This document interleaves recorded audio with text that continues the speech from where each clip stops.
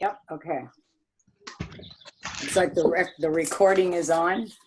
Wait, I gotta find my agenda. Okay, I will call this meeting to order. Roll call, please. Director Sewell. Here. Vice President Martin. Here. Director Grasha. Here. Director Duncan. Here. And President Wright. Here. Thank you. We have quorum. Okay, rules of procedure, Mr. Pinkney. Yes. Just to touch on some of the rules of procedure that the board adopted. All the meetings of the board are conducted using Rosenberg's rules of, can you hear me? You're kind of low. All right, I'll just move closer here. How about now? Better. Is that better? Okay. A little So bit, all of the meetings of Mission Springs Water District, the board, are conducted using Rosenberg's Rules of Order as a procedural guideline. Directors should refrain from responding directly to public comments at the meetings of the board.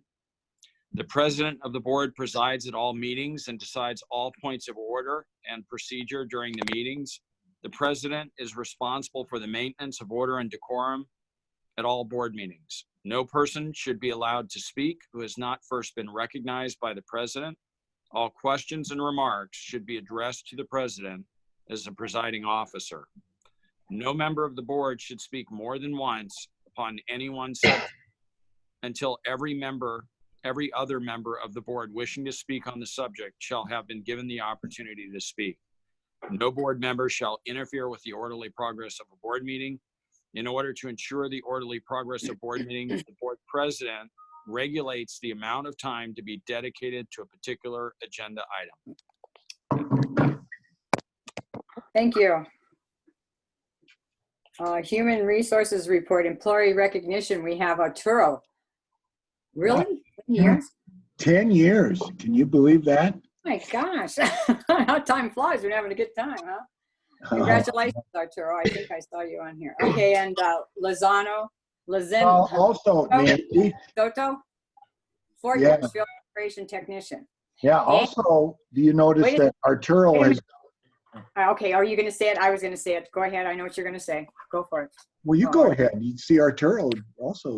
I was just reading it. Arturo has just got his master's in business administration with the concentration in accounting. Congratulations, Arturo.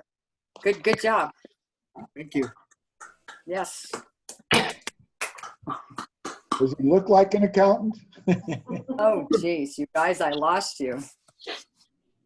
Wait a minute. Oh. Can you guys see me? I can't see. Oh, I hear you too. We can still hear I you. lost you. Oh, Yeah, well, we can still hear you. there we go. I found you. Okay, the host has asked you to start your video. Okay. Oh, am I back on? Yes. Yeah. You are. And I Madam turned the President, page one too many times. you skipped Okay. public input, but there are no members of the public on the line. Okay. What about the COVID-19? As far as the, yeah, okay. I missed that. I saw, okay. I must have forgot to ask you. Thank you. So employee recognition, go ahead, Arden. Did you want to say something? Well, no, we usually save those till Tuesday, but you know, I will say that we are lucky to have Arturo and Lorenzo, and you know, he's you know, this is an example of the quality of staff that we have. It's amazing that we have an MBA in our accounting system here now, and we've got Matt, so we've got a very strong financial quality staff, and I can't believe Lorenzo's been here for 4 years. His mother works at my dentist office, and she mentioned that one time a couple of years ago, and I was like, oh, no, I didn't know you worked here. So it was interesting. But that's all really great employees, the best. Okay, and is 10-year pin, are we still giving those out, right? So you're going to give Arturo his pin? You know what? Man said that he didn't get one. I don't remember getting a 10-year pin, but we will get him a 10-year pin because I know. I don't know if there is one. Okay, I just thought I'd mention it. Okay. Nancy, I have a question or a comment before we move on. Sure. I, Go ahead. I don't know if this is the right place to ask this, but it seems like it. Do we participate in our employees' education as far as needing time, financial assistance, anything like that? If it's going to help them in their job, do we participate in that a little bit? Yes, we do. Okay, good. Yes, we have a good program. I think everybody seems to be satisfied, and we do it, and we do try to work with them. And, Right. And in fact, we have several people attempting to do that, usually ongoing at all times. Awesome. Okay, thank you. Okay, so now we'll go on to item number 3, appointments to board standing committees. Wait a minute, don't we have a COVID update here too? Oh, I don't know what I'm doing. Okay, I keep turning the page too soon. Okay, you're right, COVID update. Okay. Okay, I'll start out and then I'll let Brian kind of present to you some of the additional information. But I'm only going to speak to the fact that, of course, everyone knows that my wife is the director of ICU there, and she's the one that really gets most of the very severe COVID cases. I asked her this morning, she didn't have the latest numbers, but we peaked at about 90, and I think I've mentioned this before. Right now, the hospital is hovering around 170. They expect that will increase and peak the first week in February. She has really opened up all of the ICU units that she has. They are, she told me that there's new patients in here every day. It's kind of leveled off a little bit, but they're expecting a spike. 170 is, 80% increase over what it was last year. There are more people on vents, and there are people that are passing on every day. It is a deadly virus. And I hear the story every night, and it's kind of sad, but I realize Tina's in the middle of it. And it looks like a Star Wars unit up there now when you go up there, although most people don't get to go up there unless they're masked and have all the correct PPE. So with that, Brian, you want to expand on some of our, I think, fairly successful attempts to avoid having that affect us much? Sure. Thank you, Arden. Good afternoon, Madam President, Vice President, members of the board, staff. From a district perspective, we continue to social distance and disinfect the office on a regular basis and as needed in some cases. We also have continued to maintain a Team A and B work schedule, which is alternating work and home for 1 week on, 1 week off, and are scheduled to do so through February 22nd. To date, we have had 4 employees test positive for COVID-19. None of those positive tests have been traced back to the district. And I think that's a tribute to the social distancing and the schedule that we do have, and disinfection, things of that nature, and all those different protocols that we follow every day. We have or will begin implementing documented health checks for employees next week. This is a continuation of the verbal and mental checklist we have, and which we have been doing since March. So we are continuing to evolve our policies, our procedures as the pandemic continues, and will continue to do so. Employee safety continues to be our top priority, and so far we've been very fortunate that the 4 people that have tested positive have been able to return back to work. So at that point, I'll add any questions from the board at this time. Russ, Vice President Martin. Yeah, not really a question, just a comment. The governor has expanded the vaccination criteria. Now anyone over 65 can get the vaccination as opposed to what it was before. So yay! Now the question is, will they have the second one available in 3 weeks for you? Yeah. Hopefully. Anyway, anybody else? Director Duncan? Director Grasha? I just noticed that all vaccination appointments are full. There are no additional, at this time, ways to get an appointment to get a vaccination in Riverside County. And I wanted to, did you say all 4 had recovered and returned back to work? Yes. Yes. Excellent. Great. Thank you very much. Thank you for that. Ivan? No questions. Thank you. Okay, thanks. Okay, so now we will move on to item 3, appointment to board standing committees. I have put up a little bit of I wrote up a little brief here. If anybody, I'll call it out to you. It's what I kind of came up with on Tuesday. If you would like, let me know. If you aren't happy with it, you want to change or you have a better idea, just let me know. But for now, I came up with, okay, the executive committee is Wright and Martin. That's given. The engineering would be Grasha and Sewell. The finance would be Martin and Grasha.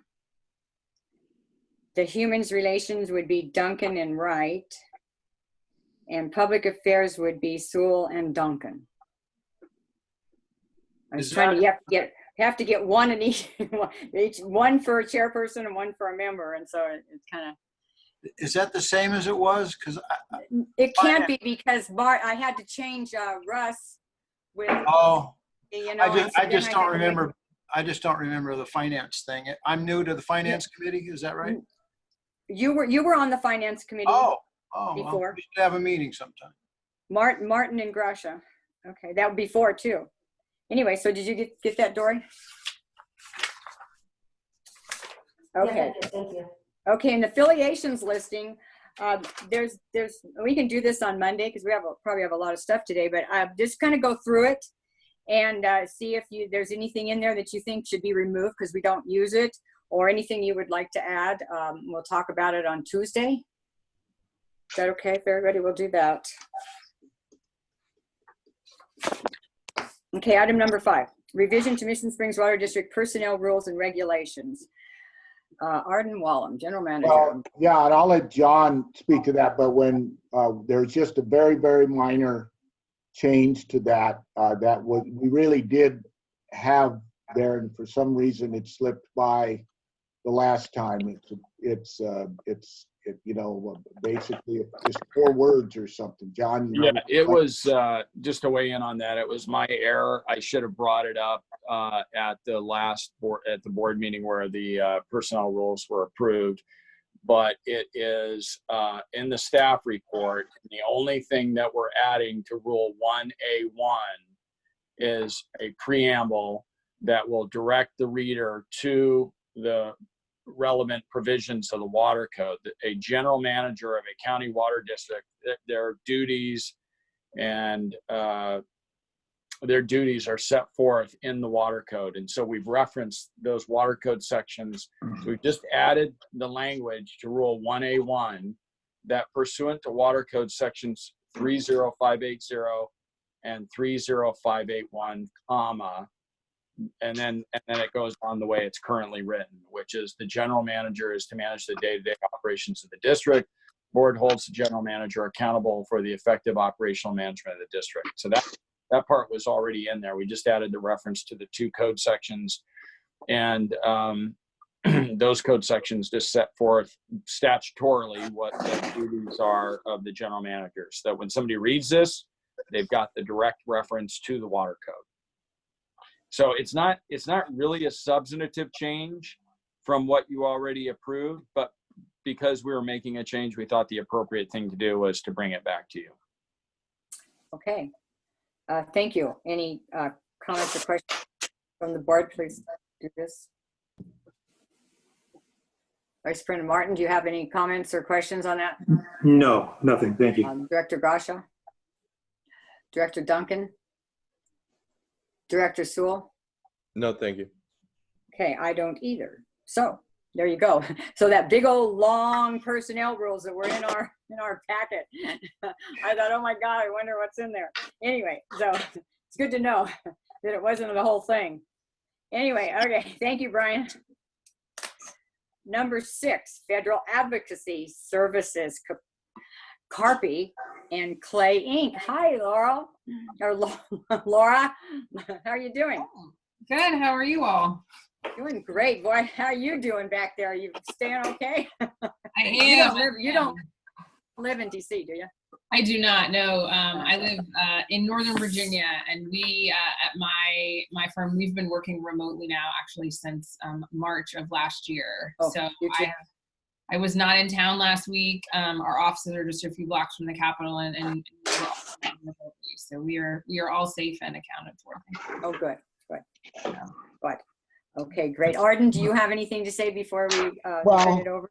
No, I don't. Laura's going to give us kind of this report. And the reason I thought this would be fun to have Laura patch into us is that we always love to hear, especially when there's a change of command, things change. And I thought this would be a very appropriate time to hear, what those changes will be. I remember when we would go out there and we would have these panels, and every once in a while they'd ask Thane to get up there and other lobbyists to talk about, the idiosyncrasies that are going to change, and the discussion that prevails regarding what those changes will mean. And actually, Laura's got some really interesting things to tell us. So, Laura, you have the floor. Oh, and by the way, Nancy, do you know it's been, I think, 15 years, Laura? Yep. Since you and I have been working together. Laura used to work for Thane Young. And in fact, we've been kind of through a couple. This is the third lobbyist, I think, right? That we've been. Well, no, it was Thane and then Laura. It was Thane and then Thane and me. So. Yeah. Yeah. That was it. I think Laura, were you with Thane before I started going, when Mary was going? Were you with Thane? I was. So she was with, before I was involved. Yeah. Laura and I have been working together for 15 years. That is I hate to hear things like that in one respect. Getting old. Okay, go on. Laura, you have the floor. Thank you, sir. Well, good afternoon, everyone. It's really great to see all of you virtually, even though I can't be there in person today. As Arden mentioned, I have the pleasure of serving as your federal advocate here in DC, and have done so for the past 15 years. Today, I just want to take a few moments to share with you some highlights of the past year. As far as your federal advocacy back here, but also to really give you a glimpse into what we are seeing in the coming weeks and months here in DC. So if we can all remember, prior to COVID-19, back in February, members from the district got to travel back to DC for the annual Association of California Water Agencies trip, just like we have done in years past.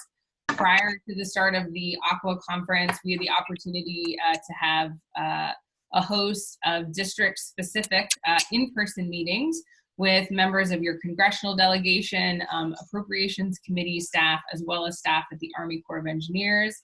Obviously, at the time, we were pre-COVID, so our top priority was talking about the Groundwater Protection Project, as well as discussing other federal legislative or regulatory priorities we saw coming down the pike. Just a few weeks later, we all found ourselves at the beginning of what has been an incredibly long COVID pandemic, and there was a pretty sizable shift in the items that we were focused on your behalf. Skipping sort of ahead to the end of the year, because you all likely heard right before the Christmas holiday, there was a flurry of activity back here in DC. With Congress finishing up finally their work on all of the fiscal year 2021 appropriations bills. And one of those bills was the Energy and Water Bill, which provides funding for both the Army Corps of Engineers and the Bureau of Reclamation, two agencies that are incredibly important to the district. There was $100 million included for the Army Corps of Engineers environmental infrastructure account. And this is the specific account within the Corps of Engineers for which our groundwater protection program has received funding in the past and can continue to do so in the future. The Corps is now in the process of putting together what we call their annual work plan, which is the mechanism that they can provide and allocate this funding to projects like ours. So as a result of the completion of the appropriations bills and the start of the work plan, I reached out to Congressman Raul Ruiz's office and was able to obtain a letter of support from the congressman on behalf of our funding request from the Corps.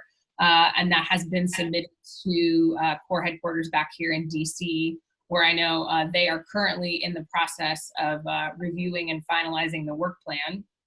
And from everything I am hearing, expect to see that work plan sometime before January 20th. Turning to the impacts of COVID, you all know too well how the COVID-19 pandemic has really impacted all aspects of your customers and just daily life for Americans in general. So over the period of the last 9 months that we've been dealing with COVID, I've been working with you all to ensure that your congressional delegation is aware of how the virus has impacted you all, as well as how it has impacted your customers. One specific example of that was back in the summer of 2020, members of Congress were starting to finally become aware that there were some really significant needs in the special district community that had yet to be addressed in any of the COVID relief packages that they had passed so far. There was a congressman in Northern California named John Garamendi who had introduced a bill specifically to provide federal funding for special districts such as Mission Springs. So as a result of the introduction of this legislation and on behalf of the district, I reached out to Mr. Ruiz's office, wanted to make sure that he and his staff were aware that the bill had been introduced to talk through how Mission Springs specifically would be able to access federal funding that you all would not be able to access currently, and made a request that he sign on to the bill as a co-sponsor. As a result of that reach out and those conversations, Mr. Ruiz did sign on to that bill as a co-sponsor. And we did see that legislation initially incorporated into the first version of a COVID relief package we saw come together at the end of the year. Unfortunately, there was a lot of last minute eliminations of funding that had to be made, specifically funding for state and local government, for which the special district portion was tied to. So we did not get to see that legislation make its way into the final bill. However, I know that Democrats on the House as well as the Senate are really pushing for funding for state and local governments to be priority in an additional COVID relief bill. In fact, later this evening, President Biden is going to be making a speech. He's going to be rolling out a proposal for what looks like to be a $1.9 trillion COVID package. So, expect tonight that we'll see some high level, top line numbers, but in the coming weeks, once that proposal makes its way to Congress, we'll be able to see a lot of the specific details regarding funding. And I'm fairly confident that the members, including Mr. Ruiz, who push hard for a carve out for special districts, will be looking to do the same in any package that moves forward. So on January 3rd, the 117th Congress officially began when members took their oath of office. And at the start of this Congress, the district will have a new member for your congressional delegation when Mr. Alex Padilla is sworn in as senator to fill the seat that will be vacated on January 20th by Vice President-elect Harris. Additionally, due to the recent results of the Georgia Senate races, Senator Feinstein and soon to be Senator Padilla will now find themselves in the majority in the Senate. And specifically what that means for Senator Feinstein is she will now be the chair of the Energy and Water Appropriations Subcommittee, which, given that she will be the lead member of the Senate over funding the Corps and the Bureau of Recognition. So that is great news for us. We don't yet know what committees Mr. Padilla will be serving on. The Senate is still working through that process because of some adjustments in numbers. So we're hoping to know in the next few weeks what committees he will serve on. I do know that he is getting a lot of pressure and encouragement from the California Water Community to try and get a seat on either the Senate Environment and Public Works Committee, which has jurisdiction over the Environmental Protection Agency and the Corps of Engineers, or the Senate Energy and Natural Resources Committee, which has jurisdiction over the Bureau of Reclamation. So hopefully, depending on how some of the numbers shake out, we'll be able to have a sense soon of what committees Mr. Padilla might sit on. As Arden mentioned, in addition to the start of the new Congress on January 20th, we are going to have a new administration here as well. Given that there has been a plethora of activity in the recent weeks from the Biden transition team, as you've likely seen in the press, they have started making announcements regarding who they intend to nominate for cabinet level positions. To date, we have not seen the announcement of any sub-cabinet level officials or any officials yet intended to be nominated for either the Army Corps of Engineers or the Bureau of Reclamation. I do expect, once we get through the 20th and we start, the President-elect Biden starts to get some of his cabinet secretaries in place, that we will start to see more of these sub-cabinet level agencies, as well as additional political appointees who will be named. So I expect that we'll see that soon. Additionally, whenever there is a change in administration from one to the next, so this happened in 2017 when there was a change from the Biden administration to the Trump administration, and I'm expecting that we will see it again. The incoming administration issues what is called a freeze memo, and this goes out to all federal agencies and essentially says that all regulations or pending rules or policies that are somewhere in their process are essentially frozen where they are until the new administration gets in and has a chance to take a look and see where everything stands and see how they may or may not want to continue to move forward with some of those regulations. So we are expecting that that will happen, and that the new administration will take an opportunity to sort of review those before there's any additional movement there. There's also been a lot of discussion, which you have potentially heard here in DC, that one of the items on President-elect Biden's 100-day agenda is an infrastructure package. And I know there's been a lot of conversation about infrastructure over the past 2 years, and between differences in Congress, we're never sort of really able to get something through the door. But there is increased interest on both sides of the aisle to do something on infrastructure, especially given where the economy is and the needs on COVID. So what I have been hearing from congressional staff that I've been talking to over the past week or two regarding infrastructure is there was a bill that passed the House of Representatives this summer. It was called the Moving America Forward Act, HR2. And this was a bill that encompassed not only transportation reauthorization, but also included a significant amount of funding for additional types of infrastructure. And that at the moment, congressional staff, at least on the House side, will be using HR2 as really the starting point for this new infrastructure package. And specifically, for you all, there's a few things in that bill already that would provide assistance and help to the district. One of those pieces is there was language included in that bill that would address the turf rebate issue. So it would direct the IRS to treat water conservation rebates as tax exempt, just like energy conservation rebates are. And I know that is an issue that you all are dealing with some of your customers who have opted to make changes to their sort of outdoor landscape. There was also additional federal funding in HR2 for Western water infrastructure and drought resiliency.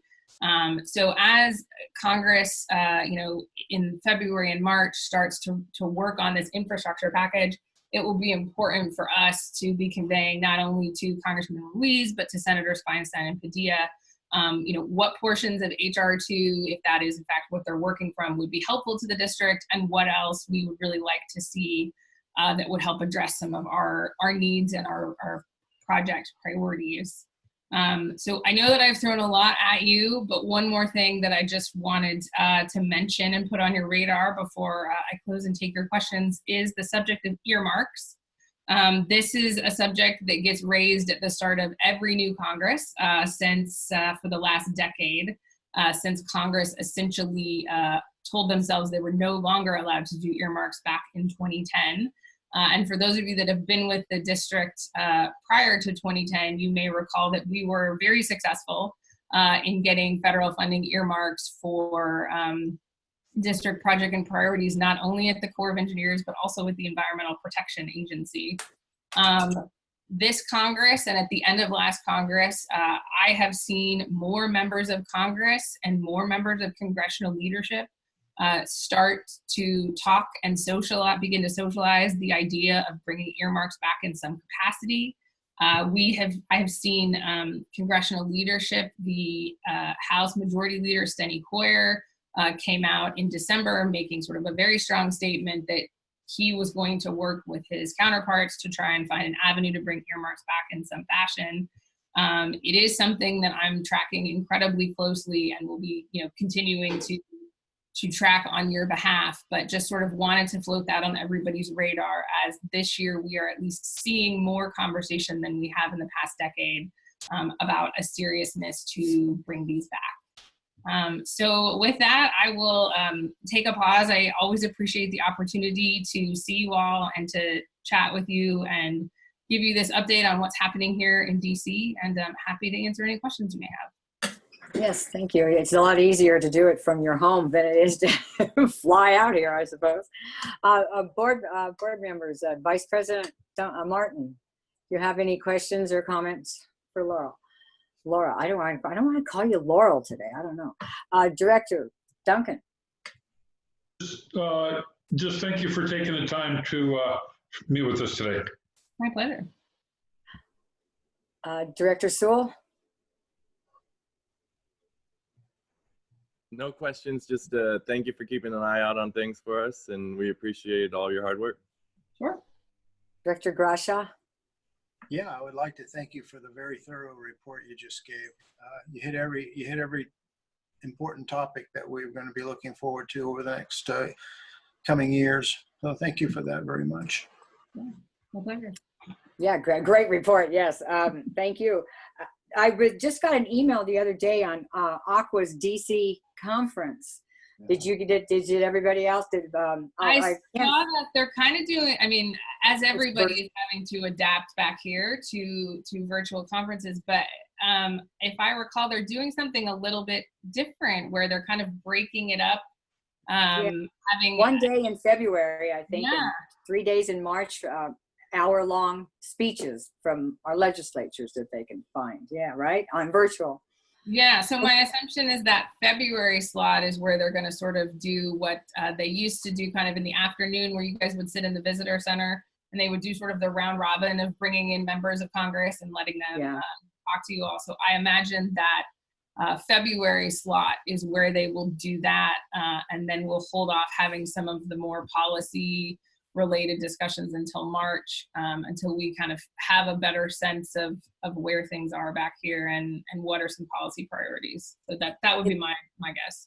Is anybody having virtual meetings, like instead of going and seeing Brad at the Army Corps, can we do virtual meetings? Are you? Yeah, and in fact, that's one of the things that I'll be talking with Arden and Brian about. I was sort of waiting to see how Aqua was going to do their virtual conference. So it was interesting to see how they laid that out. But, I think that just as I've been working remotely, so have members of Congress and their staff. Most of them have not been in the building, and they have become very accustomed to doing meetings and phone calls that we would normally do in person and doing it virtually. I think members of Congress in particular, I have been pleasantly surprised how interested and eager oftentimes a lot of them are to do these Zoom calls with their constituents, because so many of the ways in which they might normally see you all or interact with you in person in the community are no longer an option to them. So that is definitely something that I want to explore, once we get the next week or two, is ensuring that we continue, even in a virtual setting, to have those meetings and those conversations, so that we're continuing to stay on their radar, they continue to know what our priorities are, and we're continuing to push our issues. Okay, great. In one of the stimulus packages, maybe it was the one they just didn't pass, I don't remember, there was money in it for water. Am I right there? Which one was that? Well, so there was a couple of really interesting provisions in this most recent one. And one of them in particular, so there was 20, you may have seen this. I know there was a lot of Aqua email traffic and others about this. So there was 25 billion with a B included in this most recent stimulus package, or excuse me, COVID relief package for emergency rental assistance. However, Congress did something they haven't done before, which is in addition to allowing this funds to be used for people to pay their rent, they can also use this money to pay utility bills, either backdated or current. So this is the first time during the COVID pandemic that Congress has allowed federal funds to be used to help pay utility bills. So the way that the money is being allocated at the moment is the Department of Treasury, who is in charge of sort of overseeing so many aspects of COVID relief, put a notice out to cities and counties who have a population over 200,000. So for example, Riverside County would have been on the list and would have been eligible to apply. That these cities and counties could basically fill out an application with Treasury saying, yes, we are interested, we'd like to have some of this $25 billion. And then Treasury is going to determine how the money gets allocated to these various cities and counties. And what I speculate that we haven't seen yet is that there will be guidance to these cities and counties about how to get that money out the door. I think an opportunity for you all would be, assuming that Riverside County did in fact put in an application for this money. I don't know how the county is going to plan to get this money out the door and what kind of information they're going to share with the recipients. But it might be worth, a phone call from the district to just make sure that whatever they're sending to people also lets them know that they can in fact use this for utility bills as well as just rent. So that was a new provision we had seen that hadn't come out before. There was also the creation of a competitive grant program, but with very little information about how it would work and when it would start, that would actually be funded out of the Department of Health and Human Services, that specifically included, I believe it was $638 million for low-income Americans to pay their water and wastewater bills. There was very little additional information in the bill other than that, and I know HHS has yet to put out any guidance on how they plan to structure that program. That is the other piece of funding specifically from that bill that I'm keeping an eye on, and will certainly share with Arden and Brian whenever HHS makes it clear how they plan to run that program. Okay, what about Word of 2020? I was reading about that. Is that the one where they're giving Army Corps money, bunch of money? So the WRDA bill, as you all may recall, it's the Water Resources Development Act, or WRDA as we call it, and it is a bill that Congress is supposed to pass every 2 years that provides additional project authorization as well as policy changes for the Army Corps. So we are fortunate that we already have all of the WRDA authorization we need for the construction of our project. So there was nothing for us to request or to need in the WRDA bill. And sometimes when you read articles about it, it gives the impression that there's a lot of money in that bill, when in fact, there's no money in that bill. All that bill does is say to all of those individuals in it, to use a Thane Young analogy, we as Congress have now given you a fishing license. So now you have to go and catch fish. We're not going to guarantee that you will or won't catch fish, but we're allowing you to do it. So basically, the WRDA bill allows these projects now to go to the Corps and try to get in the work plan to get funding. We already had that back in '96, so we have not had a need to make any requests in the WRDA bill as of yet. Right. Okay. Hey, I knew Laura. that. I just thought maybe there was some extra money there. Arden? Yeah, I was, that's a good question. Thanks for bringing Word up. We of course finally, after much battle, you and I know that, got into the construction component and got out of largely out of the planning side. There are two sides to this core stuff. And we still maintain that construction status, don't we? Yep. Okay, good.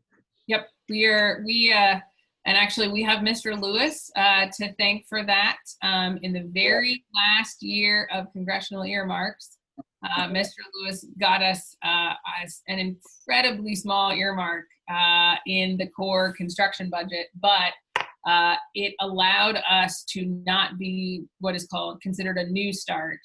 And since Congress has banned earmarks, they have not allowed the Corps to fund any new construction starts. So that tiny bit of money that Mr. Lewis gave us in the construction account is really the thing that has made all of the difference for us. So we owe him a huge debt of gratitude for that. And we probably would have been done with our sewers if they had kept earmarks in, because Jerry would have helped us a big deal in getting. Oh, yeah. He was an excellent advocate for us. Yes, no question. We may not have gotten our foot in the door, but we at least got our toe in the door so they can't close it. Yep.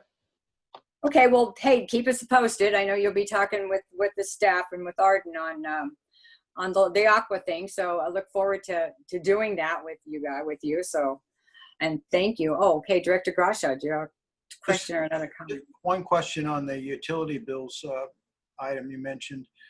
Did that legislation allow the district to seek those dollars out on behalf of our ratepayers, or do the ratepayers going to have to go through a process with the counties? So that is an excellent question. The legislation didn't really specify, and it was silent on that.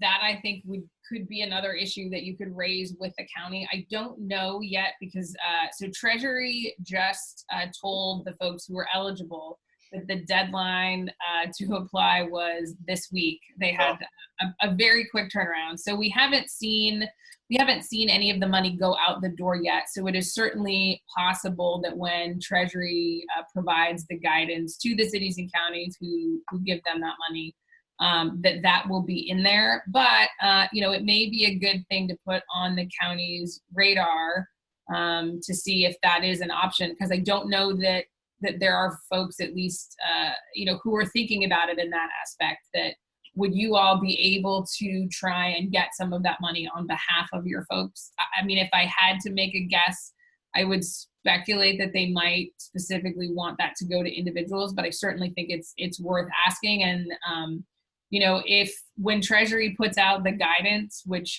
similar to how they've done with other COVID programs, it's certainly something I'll take a look at. And if it is silent on that, can certainly try and get clarification from them on our behalf. I know that with a couple other agencies that I watch their meetings, that it's been a substantial problem for them. And I understand we've got an issue as well that hasn't really been fully explored. So it would be good to know for a lot of people. Thank you. Yeah, absolutely. And something else too that was raised with me today by another water district that I hadn't thought of, and I think it's something to think about as we go forward in the coming months. That at some point there will be a lifting of the moratorium for water agencies and utilities in general to disconnect their customers if they are behind. And the question was raised that, what happens when that goes away and you have customers who may be 6-9 months behind on their bills, sort of what happens then? And these may be conversations you all have had already, but I know that there isn't anybody, at least that I'm aware of back here, that has thought through sort of that piece. So I just wanted to put that on your radar. Yeah, it's a train wreck, I think, on the horizon for many ratepayers. Thank you. I think the governor has some money for that in his proposed budget so far. Anyway, well, thank you very much. Thanks for tapping in. It's good talking to you. Take care and stay safe. Thank you all. Thank you, Laura. Okay. Bye, Laura. Talk to you soon. Yeah, I might also want to compliment Brian. He does a very good job of also keeping track of this and talking to Laura, and we're getting a lot of things done. Wow, what a firecracker she is, huh? Oh yeah. Well, she's done very well for herself. Okay, item number 7, contract agreement with Lane Christensen Company for the rehab of well 26. General Manager. Yes. Nancy? Yes. We haven't addressed what the item 6 on the agenda is, which was the contract involving her Right, services. was there a contract? You want, well, we're gonna vote on it on Tuesday. I know, Do you but that's what Okay, we, Arden, that- that- you want a little? Okay, No, I mean, of course, I recommend that we support this. It hasn't changed. I think it's only changed once in the 15 years that I've been here. And we get calls and information on a weekly basis from Laura. I mean, she is so active and really takes the time. I mean, I think there's a little bit of a personal connection here, which I think is what you need out in Washington, D.C. And I think you got a good idea of everything that's going on and what we're working on. The pandemic has sort of put a kind of a bridle on some of our work right now, but when that loosens up, we'll be able to move forward. She's also been very helpful in our work with the Corps of Engineers. yeah, she has, well, on the whole thing. Okay, so what we'll be voting on is the $4,000 monthly payment that we pay them. Yeah, and you. Any questions on that from the board? Thanks, Oh, Russ. Number 7, contract agreement with Lane Christensen, excuse me. General Manager. Okay, while Danny's getting all ready and getting his, makeup on and everything, whatever, for the TV, 2026 is not on the very west end. 25 is on the west end, but it serves IDE. It's an old well, and it is in drastic need. In fact, this is really an emergency because 26A, will need treatment, and it's very expensive, and we don't have a lot of customers out there. So I think I'll let Danny expand on that, and but we do need to get going on this. So Danny, why don't you take the floor? Certainly. Thank you, Arden. Good afternoon. Can you guys hear me and or see me? Yes. Oh. Was that a yes? Yes, I can hear you. Fantastic. Thank you. Good afternoon again, Madam President, members of the board. I am going to go through this item. In the past, at some of our GM reports, we said that we've got upcoming wells that are coming up for rehab, and we're going through some different review processes with those, and we just figured that we would start bringing some additional information than just a staff report. So what we're bringing to you is a contract, an emergency contract with Lane Christensen for the rehabilitation of 126. What I want to do is just give you some more information and show some pictures. I can often elaborate on staff without pictures, hard to understand. The bigger takeaway is that Arden forgot to mention that we discussed is we've already authorized this contract. It is at the level of the board. Our emergency procurement process allows us to do that, but as Arden alluded to, this is due to it being the primary water source for that area, it needed to move forward. So I'll go through what is in front of you as a presentation. This is in our Whitewater area. It's the two systems that are in IDE or Improvement District E are the Palm Springs Crest and the West Palm Springs Village. This is the West Palm Springs Village. If you get off of Hogg and Lehman, it's the system immediately to your front when you get off the off-ramp. There are two wells, as Arden spoke about, well 26, the primary, and the secondary well, 26A. 26A is a well that currently has uranium treatment, and as Arden said, it is backup, but using it as our primary source is a little bit more expensive to use. Plus, we lose our redundancy, so that's a huge concern for us, and of course, our state water engineer. So That just provides a little perspective. Up at the top of that screen, you'll see reservoir. That is the only reservoir for that particular area, that system, and both 26 and 26A feed water, supply water to that. This is a rehabilitation contract that we are asking to be, to go through the formality of approval. The picture on the left is well 26 intact, sitting on what they call Sorry. And just some backstory. This is the rehabilitation of this well has been approved to move forward. We were notified last year that any areas that need to be retrofitted or any items that need to be retrofitted would be done at the time that you do a retrofit, that you do a rehab. For years past, they weren't pressing some of these issues. And the reason I'm bringing that up is I want you to pay attention to the picture on the left. You see that rounded concrete. That's the pedestal. That pedestal actually, by state water standards, has to be 24 inches above the finished surface. And that obviously isn't the case. So what's happening right now is some of the costs that we have in our standard rehabilitation budgets are not covering the cost, because when you build up that pedestal, then you raise all the connection piping, and all that has to happen as well. So there's a lot of domino effect items that get triggered. So as I said, pay attention to that, because I'm going to show you some other work in progress pictures towards the end of this presentation. On the right hand side, you can see it's the outside of the fence looking in. So why we did this as an emergency, on the 12th of November, staff went out just during their daily site visit, noticed there's a strong vibration. At the same time, they typically always go to the well meter and see what it's producing. This well typically or normally produces about 250 gallons a minute. They observed about less than or below 50 gallons a minute. So with the vibration and the observation of what it was producing,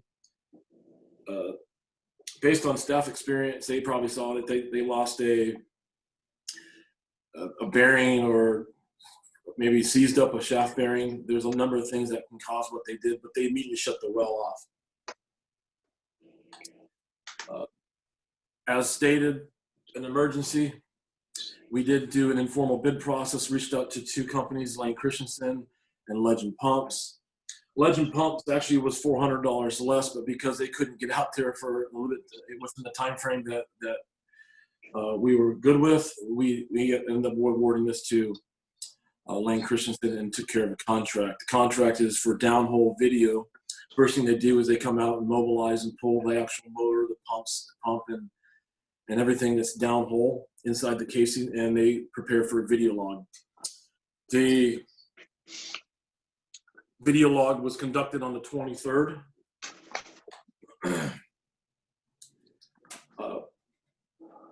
The slide that you see now is just pictures of what we see in the hole.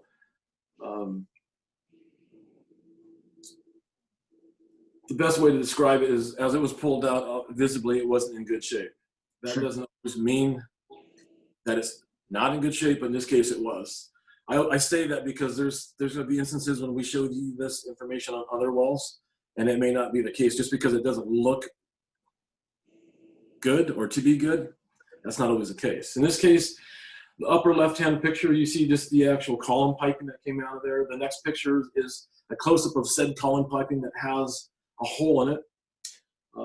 A close-up of the actual of the bowl system is the next, and this other close-up pictures. The bottom set of pictures to the left, that's what a bowl, those are what bowls are. And what bowls are what allows us to actually get that water pumped up to the surface, that column of water pumped. They spin a set of impellers, and that's how the water gets to the top. So the other pictures are just obviously close-up pictures, but those are what we found when we got that equipment to the surface. The video that was done on the 23rd, you got some stills that show some close-up of the actual casing. The neat part, I guess, historically for this well, our records indicate that the well was drilled anywhere between 1910 and 1920. Really? Jeez, I had Yeah. no idea. Never Yeah. heard that. Yeah, well, and originally what our records indicate is this was drilled for the railroad industry, and specifically that location there for the steam engines. So that's what we have as record. Now, I'm not a historian, but that's what I can tell you.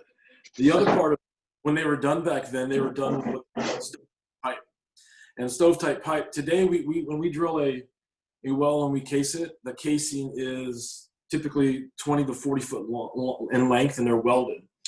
Stovepipe pipe are 5-foot sections of pipe, and they're riveted together. That's what they call the blank pipe. The pipe that allows water to get into the actual well is what they call perforated. And the laser type mill or perforations that you see in today aren't what they did back at that time. They did what they call a mill knife, and a mill knife is essentially what it sounds like is a knife that punches a hole in the side of the well. So the point of this slide is just to let you know what we found when we went down. Roughly 375 feet of well casing, give or take, stovepipe pipe in bad condition. What we pulled out of the ground, equipment that was in bad condition. One of the other things that happened is when they went downhole with a video about 373 feet, they found obstruction which ended up being a 20-foot section of suction pipe. At the bottom of those bowls, what you don't see was what they call a dipper or a dip section. It's a section of pipe cone, and it had busted off and went to the bottom. Next process is allowing or having the contractor try to fish it out or try to remove it. We authorized that. They did, and were successful in removing that. That triggered a second video to go downhole. That second video we're going to show you a clip of that right now. It may be boring to some, but for those that have never seen it, it's just, we picked a section of the video, not just to show you the shock and awe, but just it allows us to get a 360. So this is about a minute or so, bear with it. And let me hit play on this. So as it's going down, there is no audio. It is at 324 feet, as you can see. And that is a suspended camera on a cable. Now it turns sideways and it's panning. What you see in that water are floaties because, of course, we are disturbing that area. Those are supposed to be perforations that allow water that comes through the developed section into that.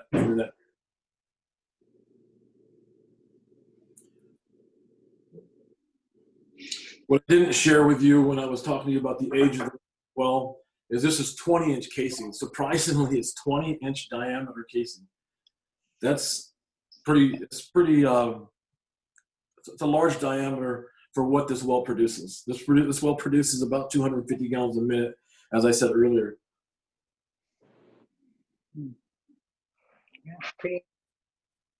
Is this, the well here is on treatment and the other one is not? Is that right?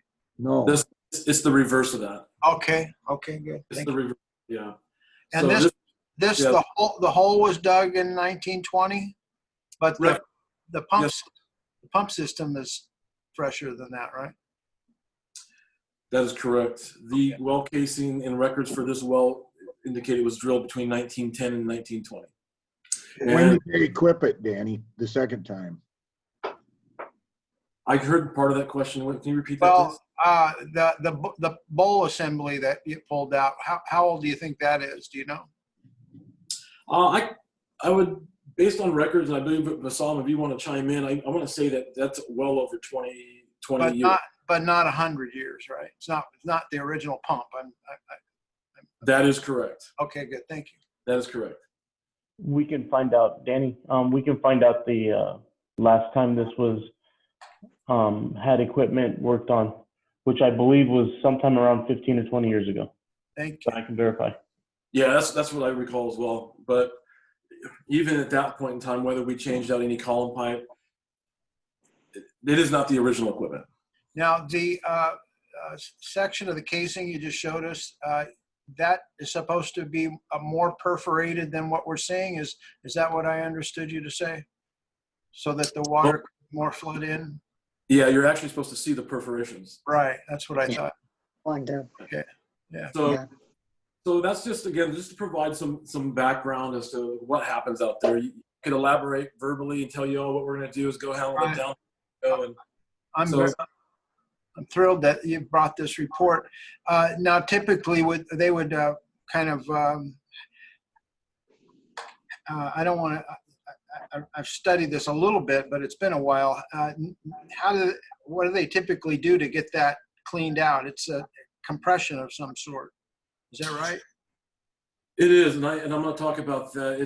There's chemical process. There is typical brush and bale. They stick a brush and they when I say brush, the brush is the cleaning, bale is the extraction part. There's a number of things that happen. There's the levels of aggressiveness of how you brush and bale. And this is where we are today with this project. So what's happening is this project we're asking the board to do a formality award contract. We've already done it, but the bigger part is for me to help the board and staff that may not understand why we're asking also for additional augmentation of the capital budget. How far along is your project right now where you're at on this? I don't want to give away too much. The next couple of slides here are going to show some. Okay, all right, go ahead. I'm sorry. Yeah, just let them, and when you ask questions, you have to go through me anyway, Steve. I So, thought we did. okay, stop. Okay. So just to get back, there are levels of brushing.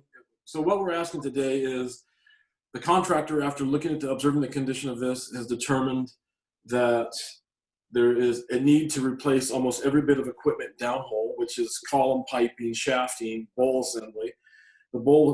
There is seizure, it is locked up. The motor is in need, even though it's in what we consider, say, okay condition. Let's call it good condition. It's functional, it runs.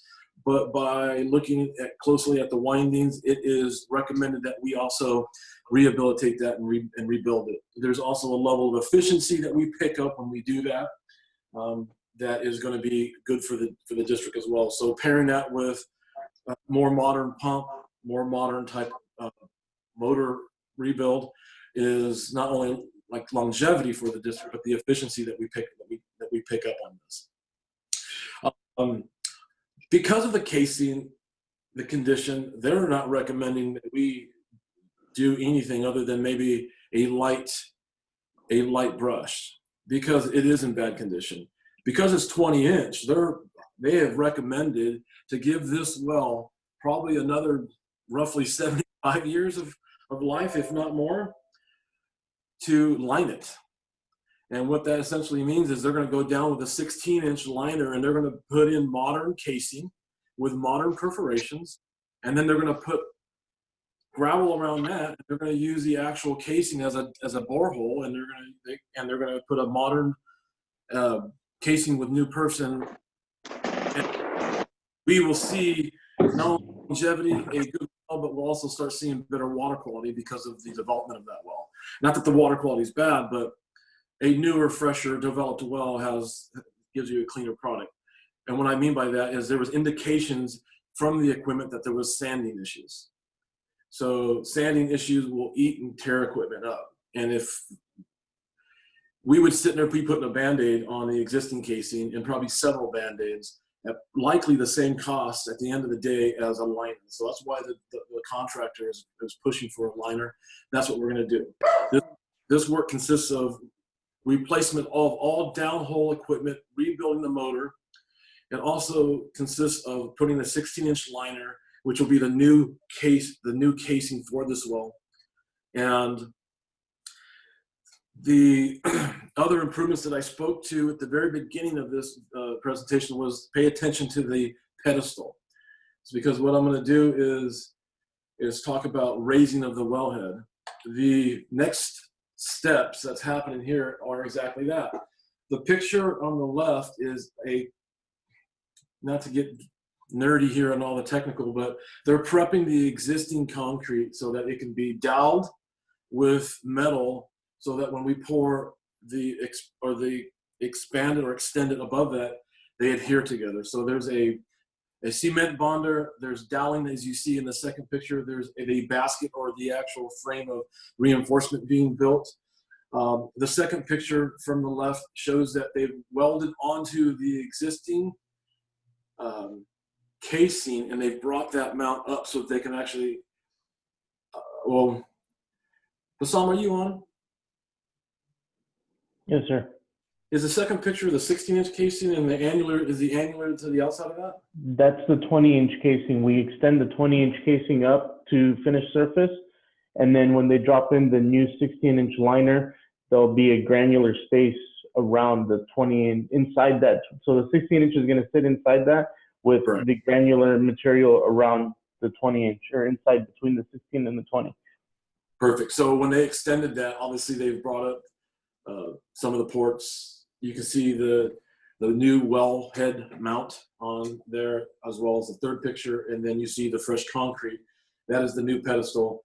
That is going to also impact the elevation of the existing piping that goes in the ground. All that will have to be raised as well. So all those are added costs.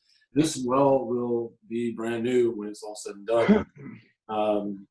Even the casing, they provide us many, many years, likely the same amount of years that we've have been able to see it performed today. The presentation portion's over. I'm open to any questions if there are any. Okay, well, start with Vice President Vice President Martin. You have any questions for Danny?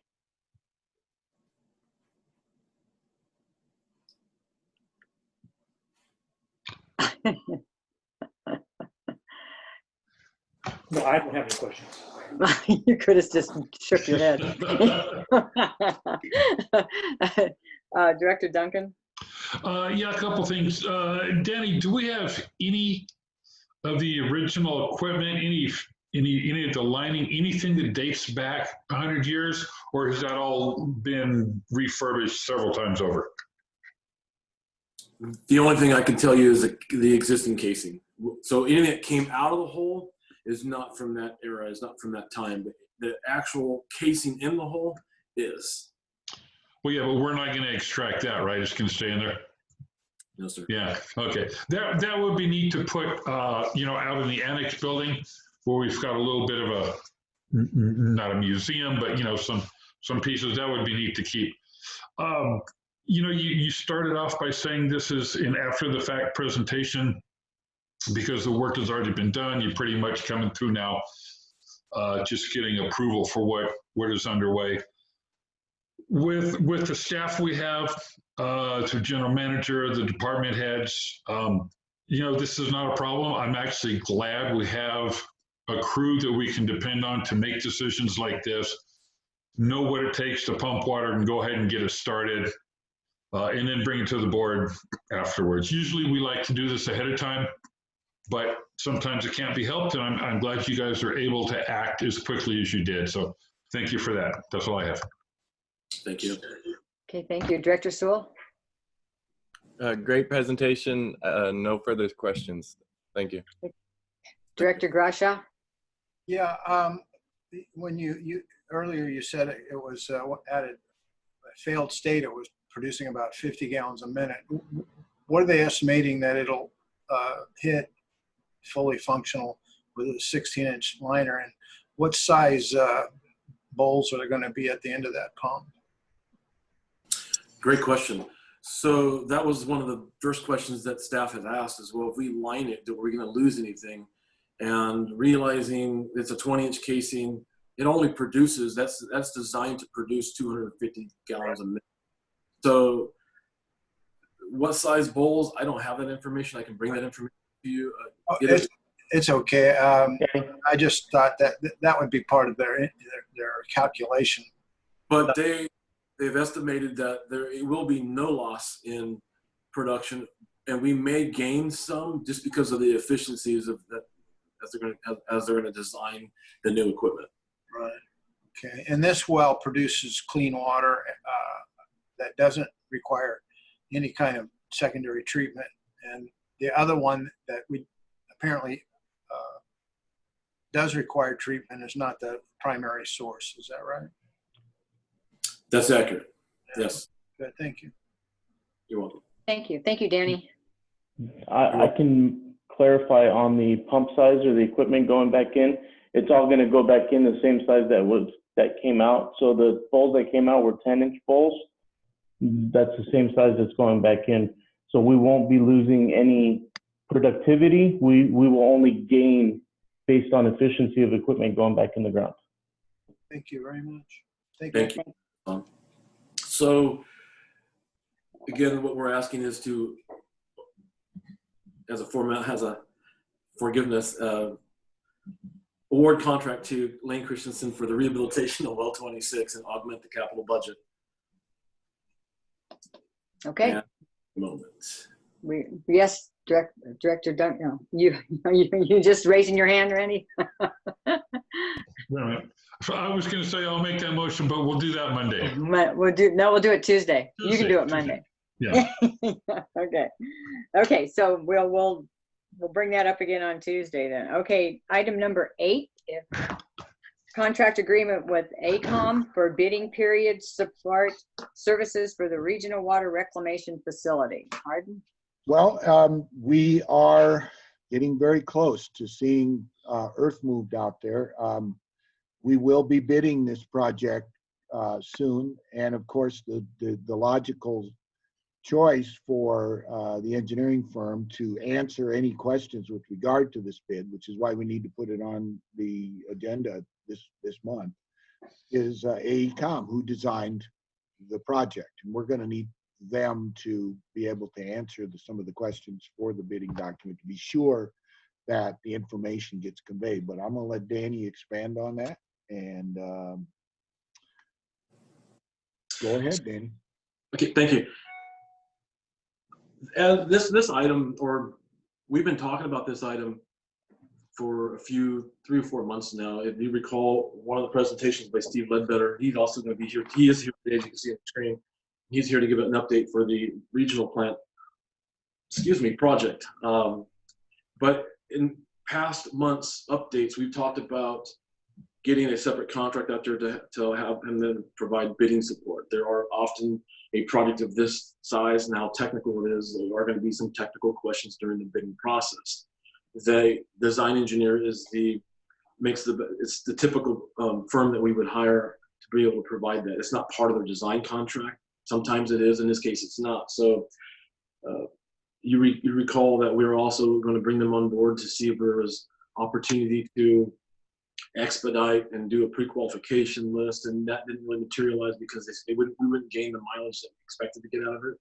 But this is going to allow us to utilize them to answer questions, also analyze the bids that we get and streamline that process and help us award contracts. So we are finally getting this contract. It does say negotiate and execute. There's a couple of items in there that look to be, well, not look, that are redundant, but again, this is not based on time and materials.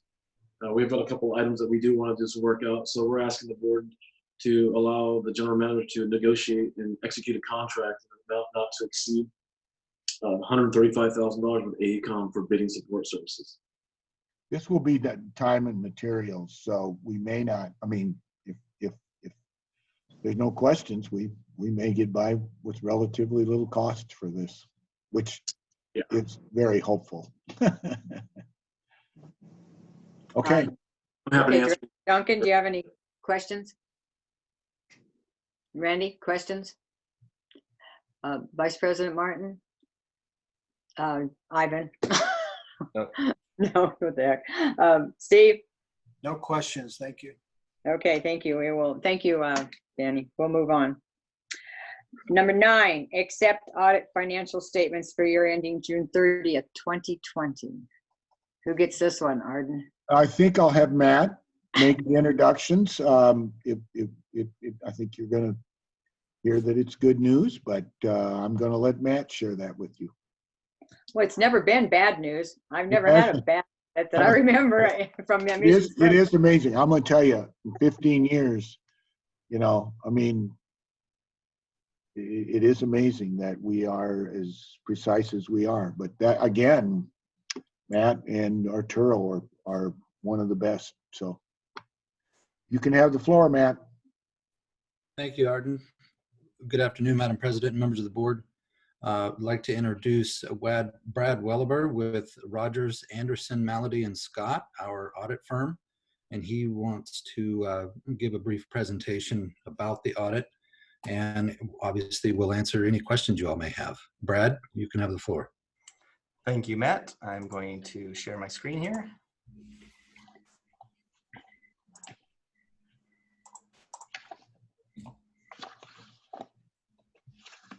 Okay, are you able to see my screen? Yes. Okay, fantastic. All right. Okay, well, thank you for having me here today to make this presentation. I'm going to provide a summary of the results of our annual audit that we performed over the fiscal year ended June 30, 2020.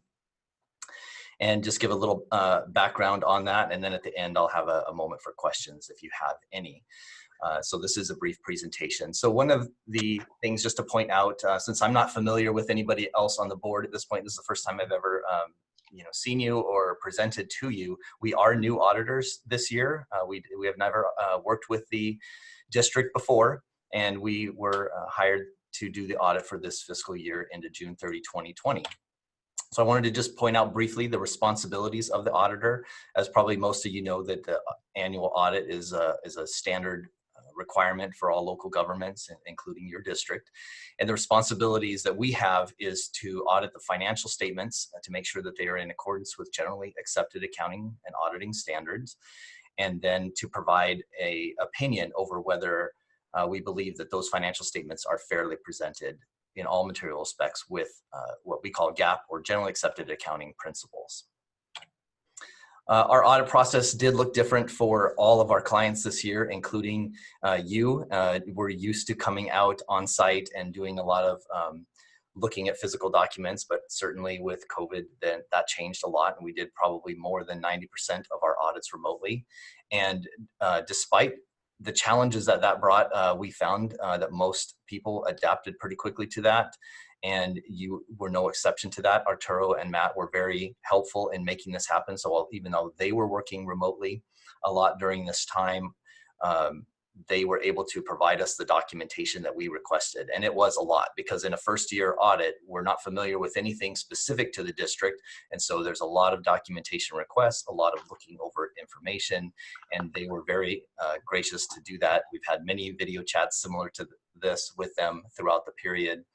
And we did both our interim and our final year-end work remotely for your audit. That said, we still have all the standards that we need to follow. So getting copies and inspecting documentation and those areas I've listed here on the screen, some of them looking over the internal controls over billing, cash and investments, information technology, capital assets, and so forth.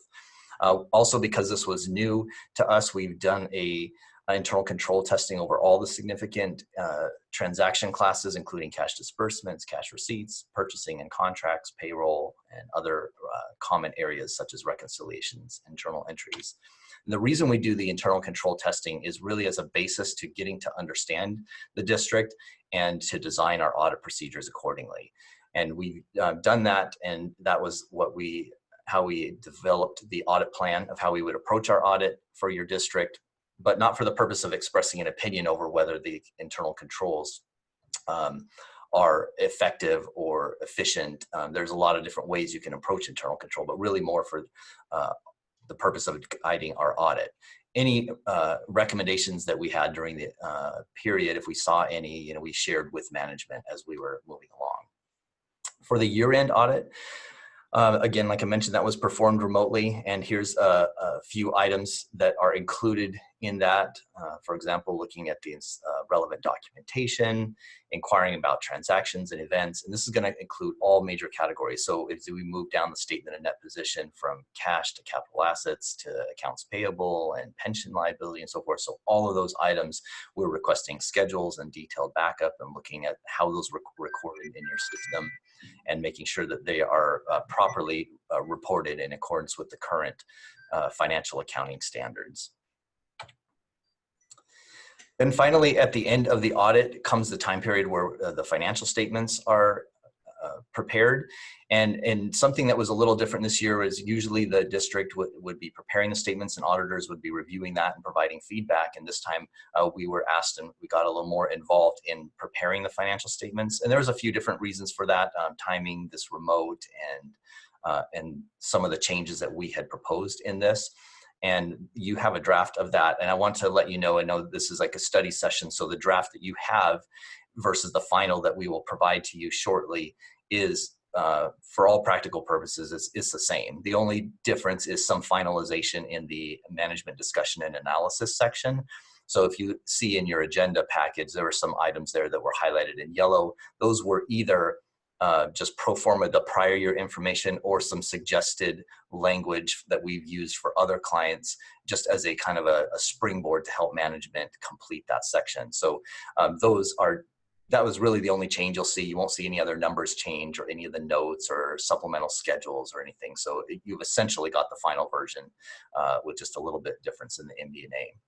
One of the other areas you'll see that's different this year is there is only a one-year presentation, and it's not comparable to the prior year, but could be very easily done next year. So I know you're used to seeing it in a comparable form, and there's a number of reasons we made the decision not to do that and recommended that to management. And primarily it's because of the different presentation in the overall format of the statements. And in order to make it comparable, there would be a considerable amount of effort that may not really be as valuable to try to make the two. When you do comparative, they need to be prepared in the same way. But because of some of the changes that we proposed and made in the financial statements, it just didn't really lend itself to be cost effective to restate the prior year in the same way. But that would be expected to be different next year, and you'd be back to your comparative statements. We also help to design the financial statement framework in such a way that you're really prepared to move from basic financial statements to a comprehensive annual financial report, which is something that your management is interested in pursuing in the near term. If you've ever seen financial statements of other like cities often have them, but a number of other special districts also do. They call it a CAFR for short. It includes a lot of additional information, such as the statistical section and a transmittal letter section, and just maybe some enhanced additional schedules to help supplement and meet a reporting standard that shows basically to the outside world that you achieved a level of financial reporting like excellence. So when you prepare a comprehensive annual financial report, most entities will submit that to a body like the GFOA, Government Financial Officers Association, who then sends it out externally and also does an internal review, and then will issue a one-year certificate saying that your CAFR has met a standard of excellence. And we do that, help a lot of our clients do that. And so we, after discussing with management that they were interested in that, we made sure to build this framework such that it would be efficiently converted into a CAFR at some future date if you're interested. Also of note, just to let you know that there was no single audit requirement for fiscal year 2020. A single audit requirement is prompted when you have over $750,000 of federal award expenditures during the year.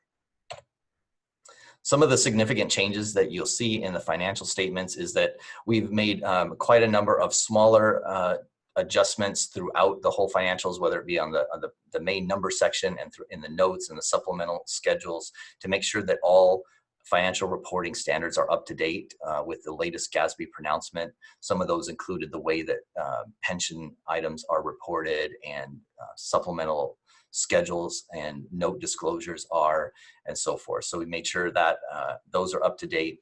Another one is the integration of the general district fund directly into the water and sewer funds, which is the common way that is done in financial reporting now. So that is still used internally, and for budget purposes, really nothing is changing there. It doesn't affect the way that you run your operations, and the methodology of allocation of those costs is still consistent with the prior year. It's just the way that it's reported. So you're just looking at the water and sewer funds as the reporting units, which is the standard practice. And then update to the way that the restricted assets and net position are reported, the way that the presentation of the operating and non-operating has changed slightly, and in order to maintain the level of detail that you're used to seeing, we've added a schedule of operating expenses by natural classification. So it's just another way of looking at the information. Instead of by function, it's by natural classification, such as salaries, and office supplies, and insurance, and so forth. Also, removing the budget to actual reports, which are not required by enterprise organization districts like yours. That's not to say the budgets aren't important or that you don't do them, but those reports are done outside of the audited financial statements, and management has indicated and told us that they're providing those reports to you on a regular basis, which is fantastic and best practice. And then the notes to the financial statements also updated. At the end of the day, I think the main thing that you need to know and the takeaway from all this is that the independent auditor's report over your financial statement is a unmodified opinion. That means there's no modifications necessary to be in accordance with generally accepted accounting principles. It is the highest level of assurance you can get on financial statement audits. Some people like to use the word clean audit. I mean, basically, the information you have in front of you has been audited by us, and we're saying that it's presented in all material respects fairly, and that there's no misstatements of a material nature in those financial statements. And that's a really good thing. And I'll tell you, a level of attention and to detail that we see as we do this audit is very high. Matt and Arturo know this organization very well, that some of the ways you do some of the allocations and the accounting behind the scenes of all these like highly summarized financial statements is quite complex and detailed. And it took a while for us to gain that understanding of how all the allocations with the general district work and how your accounting system is handling that. But they were able to help us understand all that and trace all the numbers appropriately so we could meet our requirements. So they've done a great job at that. And the system's not easy to work with, probably for them as well as us, but they're doing a good job with that. The other two items that are going to accompany the final issuance is two different letters. One is what we refer to as a Statement of Auditing Standards 114 letter. This is a required communication in writing to you. And in there, it's going to be fairly boilerplate type language because it's going to show that there's no uncorrected misstatements, that's great news. And that is a big sign of the competence that your staff have. No difficulties working with the district, no disagreements with management. And we draw attention to what some of the significant disclosures and estimates are, which all normal stuff there. So that's one of the letters. The other one is a report on internal control and compliance in accordance with government auditing standards. And the main two takeaways that you would see there is that there's no deficiencies reported and no matters of non-compliance. So had there been material deficiencies in internal control over financial reporting or non-compliance, that's the letter where you would actually see that documented, and then it would have the findings and management would have a response to those findings. But I'm pleased to let you know that you do not have any of those. So it'll be a fairly short report. With that kind of concludes just the overall presentation of that. I wasn't planning to show the actual financial statements since you have those in front of you, but I'd be happy to answer any questions you may have over how the audit went. Okay, Director Duncan? Director Sewell? No, thank you. Director or Vice President Martin? No questions. Director Grasha? Yeah, I had a question, I guess. You called it a clean audit and that there's nothing of concern that you saw throughout the, on a couple of days ago, I got an email from our attorney requesting that I fill out a form that was apparently not sent to me. Of course, I didn't receive it till this past week, but apparently it was sent on and directed to me on June 30th. I never received it. An example of the questions are you aware of actual or suspected fraud? Another question, are you aware of any allegations of fraud? Have you received any tips or complaints regarding the entity's financial reporting?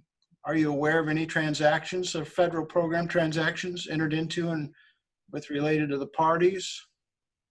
Are you aware of any cybersecurity incidents and so on? Mm-hmm. Now, This was delivered to me last week and apparently is not a part of this. Yeah, it is. Okay, Brad, do you have a?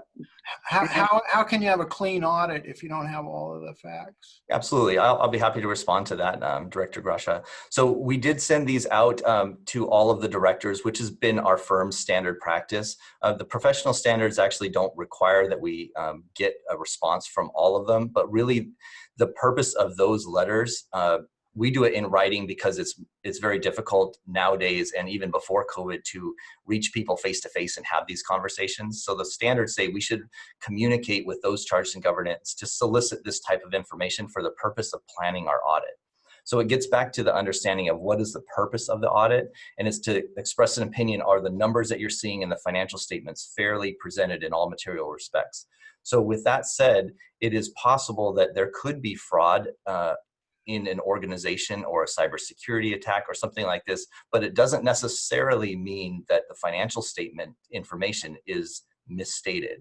But we like to gather that information from management. We send it to management and all of the board because it helps us design our audit in such a way that we focus on areas of high risk. And so if we hear from a director or management that, oh, there was an issue, somebody breached our bank account and this is what happened with it, we will consider that information and the district's response and whether or not that has an effect on the financial statements. And in some cases, it does, and maybe even actual dollars got siphoned out of the district, and say it's like $10,000 or something like that. But that doesn't necessarily materially misstate it because they will report it as a loss, which is the appropriate response, but it doesn't necessarily, and it would possibly even invite an internal control finding, but doesn't mean that the financial statements are misleading. So there's two different areas. There's one, we can have internal control findings, but you can still receive an unmodified or a clean opinion because the objective is, is the information you're receiving from management, is it fairly presented? Is it correct, right? So when they say that there's $1 million in the bank, you want to know, is the money really there? And where we come in as an independent auditor is we'll confirm directly with the bank to make sure that the money is really held there, just the way that management has provided statements saying that it's there. No, I apologize if you didn't get the letter back in June. I'm not sure what transpired about how that happened, but we did receive 4 out of the 5 of those responses back. And they're probably in our mailboxes and maybe just didn't get out to everybody. I don't know. But well, I think this is the time to find out. How are those distributed to the district to be distributed to the directors? Would it cause you concern to know that there has been reports made to law enforcement to investigate various activities of this agency? And would it further bother you that the individual that reported those concerns to law enforcement was never provided the letter to respond to these questions that you had that specifically relate to potential laundering of money and fraud? Yeah, all things are definitely of interest to us, and we provide these letters to management with the assumption that they will get the letters out when we get responses directly from them, because we provide return address envelopes, and then we like to follow up with those responses. When we don't get a response, we don't know why. We do ask management to follow up with the board members and make second or third inquiries on there. I'm not sure to what degree that they can, compel somebody to respond to that. Another area that we use as a requirement is to also contact your legal, your attorneys, anybody that represented you during the year. So we get representation letters from them on the status of any allegations that we need to be concerned of, or particular litigation that the district is involved in. And all of these are basically to tackle the risk from all angles to make sure that we can be comfortable providing an opinion that the financial statements are fairly presented in all material respects. So, I'm not aware of any of the issues that you've just mentioned, but certainly we're always interested in that. And at any time, we are serving as the district's auditors, and if information becomes available, we'll respond in all the appropriate ways according to professional standards. I appreciate your candor, and I would just one more question.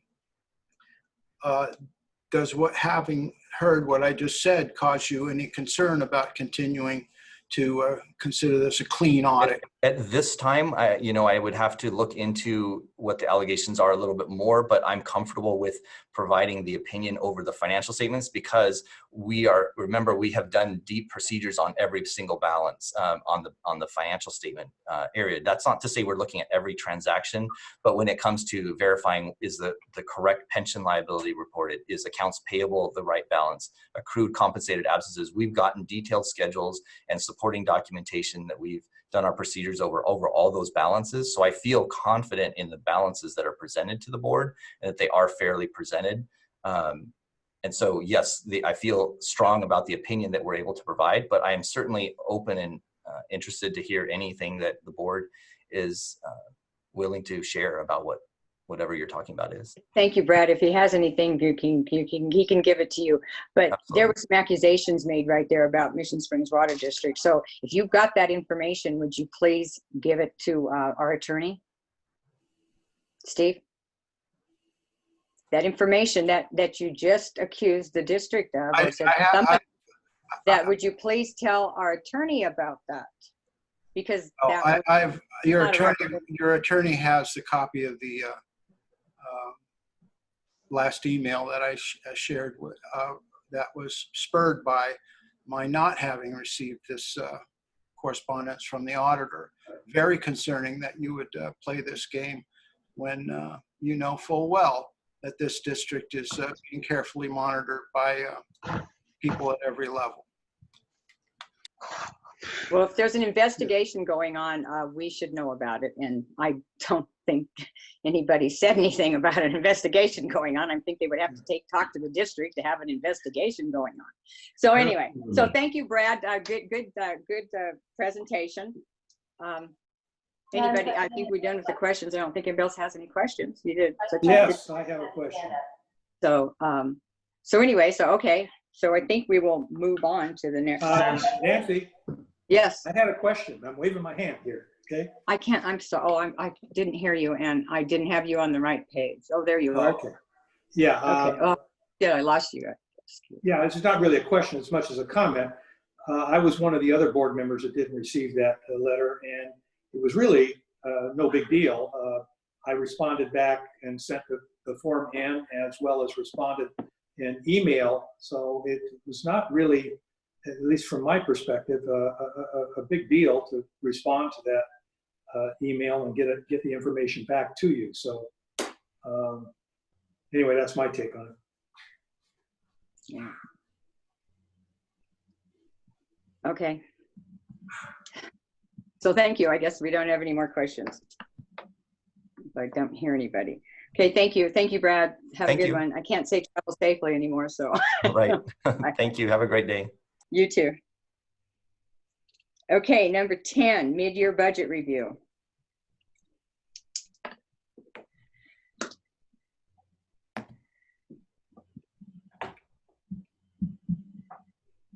Arden, you're muted.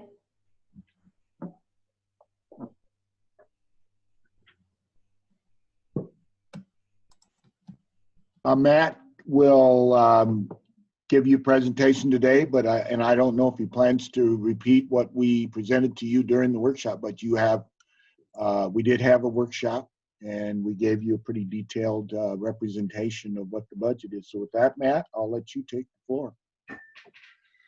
Thank you, Arden. I won't repeat what we discussed on Tuesday, but I have provided as part of the staff report a little more detailed information that was included in the PowerPoint presentation that we discussed on Tuesday. There is a revised departmental budget, the summary page that we normally look at as part of the budget process, with the changes included that I presented on Tuesday in the packet. There's also the detailed listing of the capital budget and continuing appropriations, including the augmentations that are requested as part of the mid-year process. There is a budget revision summary in case there are questions as to exactly what's being proposed. And because there is one change to the existing salary matrix, the amended salary matrix is also included because that is something that is a change included in a proposal. So with that, I can answer any questions anybody has. Thank you. Director or Vice President Martin? Yes, I don't really have a question, but two comments I'd like to make. First, in future inserts in our folder, could we get the reports with a font that's a little bit larger? I needed a magnifying glass to read some of the stuff on there. Secondly, during the budget workshop on Tuesday, a comment was made that our compensation for staff should not be compared with agencies such as Coachella Valley Water District due to the size of the jurisdiction and the number of customers they serve. While the size of the jurisdiction is a consideration, it is not the prevailing consideration. My background, as many of you know, is in law enforcement. Many small law enforcement agencies in LA County are compensated close to and often exceed large agencies such as LAPD or the Los Angeles County Sheriffs. Why?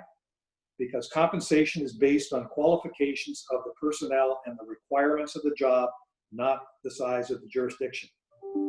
We must remain competitive in the marketplace in order to hire and retain qualified personnel and provide quality service to our customers. That's all I have. Thank you. Director Duncan? We'll just ditto what Russ Martin said. Absolutely. Director Sewell? I thought the presentation on Tuesday was very detailed, and I have no further questions. Thank you. Grasha? Yeah, I just wanted to make one point on the addition of the new salary range for the general manager. It should be part of his contract and not part of the budget. It should be pulled and separately acted upon because it is part of that. And my understanding is that that is completely separate from the budget, other than the actual salary that's paid. So, and the other issue is the complexities of running the Coachella Valley Water District. And everyone in this room should know that when you're a groundwater GSA, or you have 500 employees working for you with 386 job classifications like Coachella Valley Water District, we have about 50 employees in total. They have over 350 different classifications of employees alone. So to say that it takes a certain skill set that's the same to run the two agencies is well, it's laughable. Okay, you know what, for Tuesday on number 10, I was a little confused on what we're going to be voting on, the exact role. So I would like for Tuesday to have what it is, all the different items and the amounts that we are talking about. The paperwork that we had at the workshop, we didn't get it. Maybe give us the paperwork behind some of this stuff. So, because I never got a chance to really look at it except for on the screen. Nancy, you may not be able to see Matt, but he's got his hand up. He's going to answer some questions. Okay, Matt. Thank you, Madam President. Just for clarification, there's been two questions or points raised so far. The first of which, the new range on the salary matrix is not for the general manager. The general manager is not included in our salary matrix. His contract, salary, all of that is separate and per his contract with the board. The additional range included and added to the salary matrix is for the assistant general manager position. So just clarification on that. And also I can, with no problem, I can send out the presentation from Tuesday, but in today's board packet, there is a summary of revisions and there is a lot more detailed information that was presented on Tuesday. Okay, and is it kind of, I guess my thing is I want to know what the motion is going to look like. So And I don't have anything in my, I haven't really gone through this packet, but I didn't see much in there that would give me that feeling. So, and maybe after I read it all, I'll have a different feeling. It's on page, the summary of the proposed changes is on page 202. 202? Yes. Okay, thank you.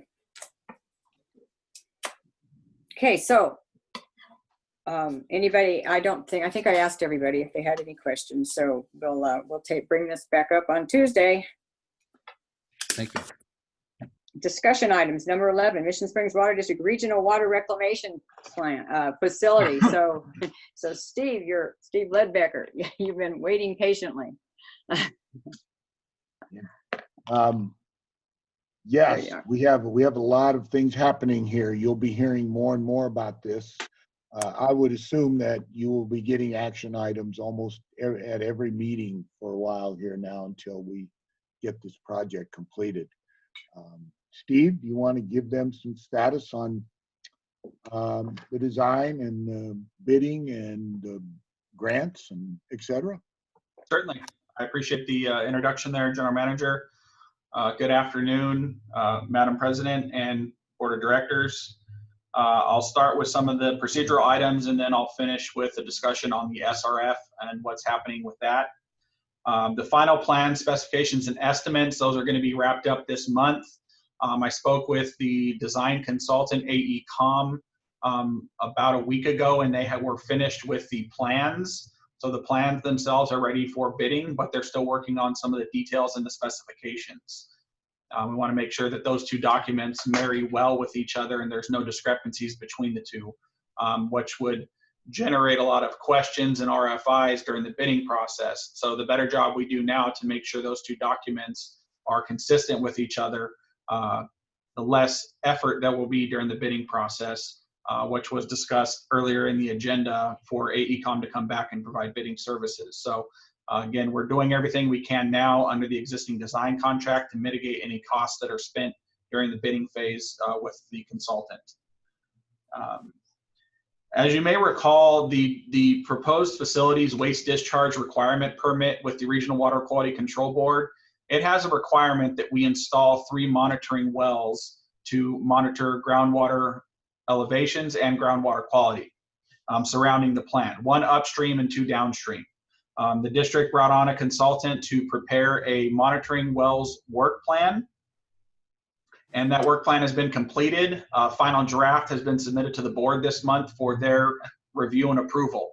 Upon approval from the regional board of the monitoring wells work plan, the district can put the project out to bid to construct the 3 monitoring wells. And then once those wells are completed, we'll start gathering data on groundwater elevation again and groundwater quality. The regional board has stipulated in the waste discharge requirement permit that we collect up to 1 year of data prior to the plant going operational. So the way the timelines are working out, we're right on schedule with this to get these monitoring wells approved or our proposed plan of action approved by the regional board, construct the monitoring wells and begin recording data from those monitoring wells surrounding the plant. So we'll keep the board up to date. I believe we'll have an answer by the end of the month if we can move that forward. And once we do that, we'll be putting the project out to bid and bringing it back to the board of directors for approval sometime probably in March or April, depending on how this all works out and if the board has any, the regional board has any comments. Any questions on those first 2 items before I keep moving? Director Grasha? Question? Any? He's shaking his head no. Okay, Yeah, thank you. I apologize. I couldn't reach. Now I can see most of you now. Director Sewell?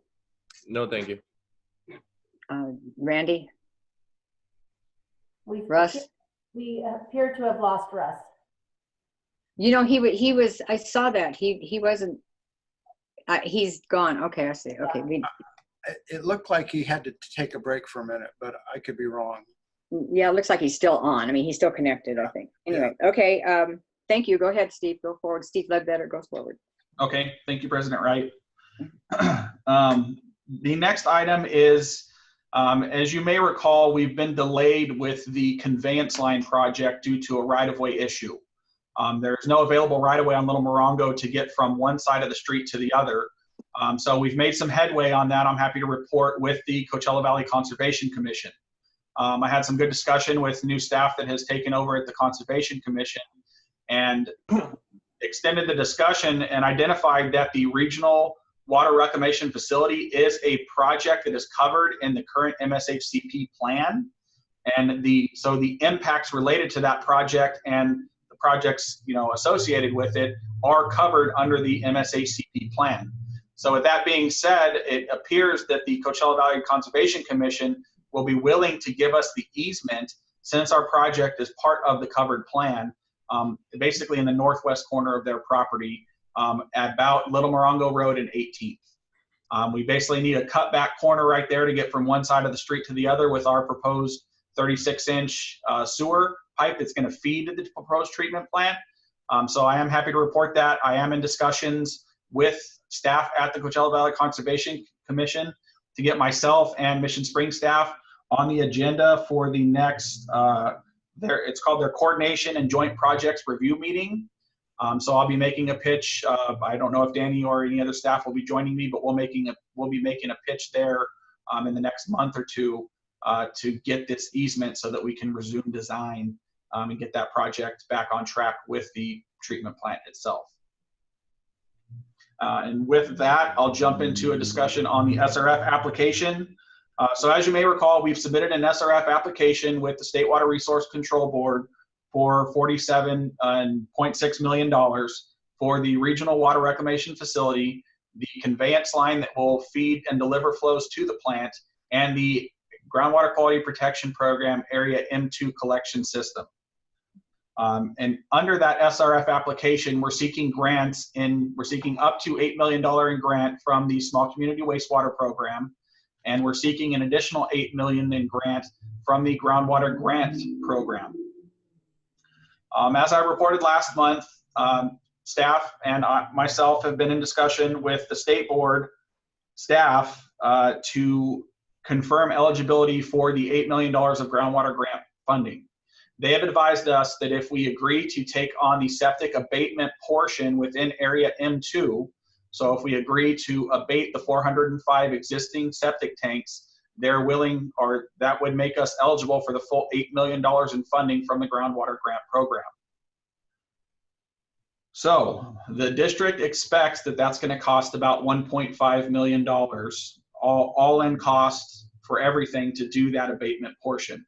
So what we're talking about is by the district accepting to take that portion of the work on, $1.5 million of the $8 million would go towards the abatement, and the other $6.5 million would go towards the overall project, whether it be the M2 collection system or the treatment plant itself. So by taking on this work, we're able to match the Assessment District 18 funds for Area M2, or excuse me, Assessment District 15, I misspoke. Assessment District 15 funds for Area M2 with the groundwater grant, so that maintains consistency with the groundwater grant program to match the assessment district funds with non-local funds, excuse me. And then the remaining $2 million in grant would go towards the treatment plant itself. So it is a worthwhile endeavor. Staff at the state board has asked that we put together a technical memo to confirm the requirements and any changes to the application in adding this work. And once they get a chance to review that and confirm it on their end, they'll be continue moving forward with providing us with a draft funding agreement. We're currently working with our CEQA consultant who prepared the EIR that we adopted back in August of 2019 to prepare a statement that the abatement construction work was included and contemplated as part of the impacts of the overall project in the EIR. And that's really the real critical piece of information that we need to show the state board to keep this project on track, that there are no other impacts, or they're bringing on the abatement portion does not create additional impacts that haven't already been accounted for in the EIR document for the project. So we've spoken with our EIR consultant. He has gone through this with the state on other projects, and is very confident that that is will be relatively easy to get to justify and that the state would agree with the justification that he's going to provide. We're looking to prepare this tech memo and have it back to the state within the next week. And staff at the state has told me they'll need a couple weeks to review it. And then that'll set the timeline for about 6 to 8 weeks to get a draft funding agreement. Once we have a draft funding agreement, that goes through a review process. We'll need to make sure that we can time the bids for the regional plant around the same time so that any comments we have on the draft funding agreement and the bids that we've received from our contractor, the winning bid for the treatment plant, those go back up to the state and they give us a final funding agreement. So there was a little bit of delay working through this step with the state, but we're going to be wrapping that up hopefully by the end of this month, and then expect that draft funding agreement within the next 2 months. Very good. And that's all I have. That's my update for today. General Manager Wallum, anything else you'd like me to touch on or anything I may have missed? No, but I think the thing that the board, would like to know, and what we should tell the board, is the fact that the funding for this particular project, in fact, all 47 million, is going to be done with $16 million in grants. And I don't, that's one of the largest grants I've ever received. It isn't one of the larger checks I've ever written, but they also, the matching funds that you announced at the beginning of your presentation that we were requesting from the state is at the lowest level it has ever been in history. Getting money at 0.9% is a gold mine. And so we would have $16 million in grant money, plus you throw in whatever the assessment district is going to put in for their half of the groundwater protection program. There's never a better time for us to keep moving on this, but you can see why it keeps getting delayed. Is that every time we turn around, we go after another, as we said earlier, a fishing trip, and we're going after another fish, like Laura said with the word up. But it'll be worth it at the end. I'd like to just touch on that real quick. We've gone through several different scenarios with the state to avoid any kind of delay with this funding agreement, to put this tech memo together and for them to confirm that the abatement portion is a part of the project. But there's an open call for statewide call in this summer for groundwater grant program funding.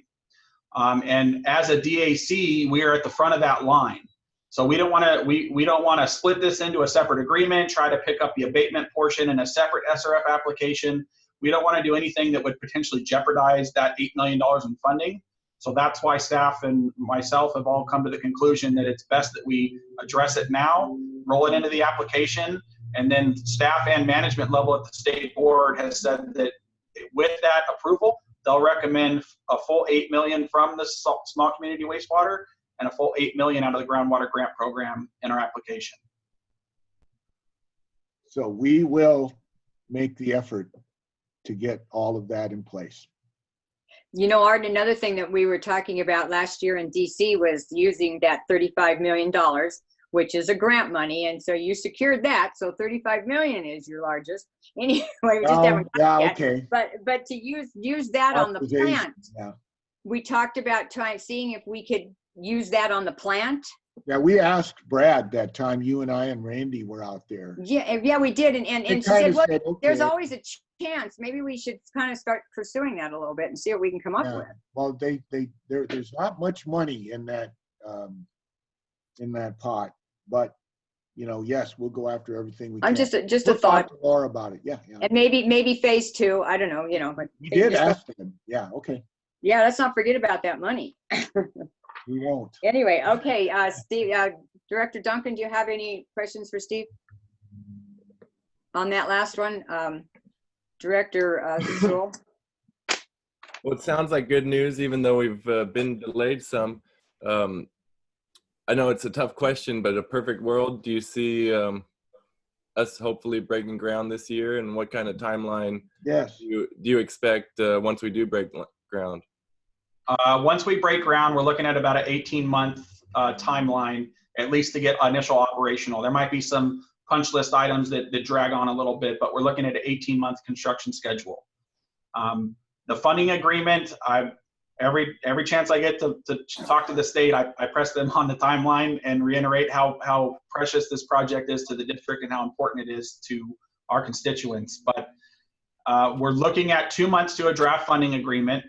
We're probably going to need anywhere from 4 to 6 weeks to review that and coinciding with the bidding process to have those bids to submit back to the state.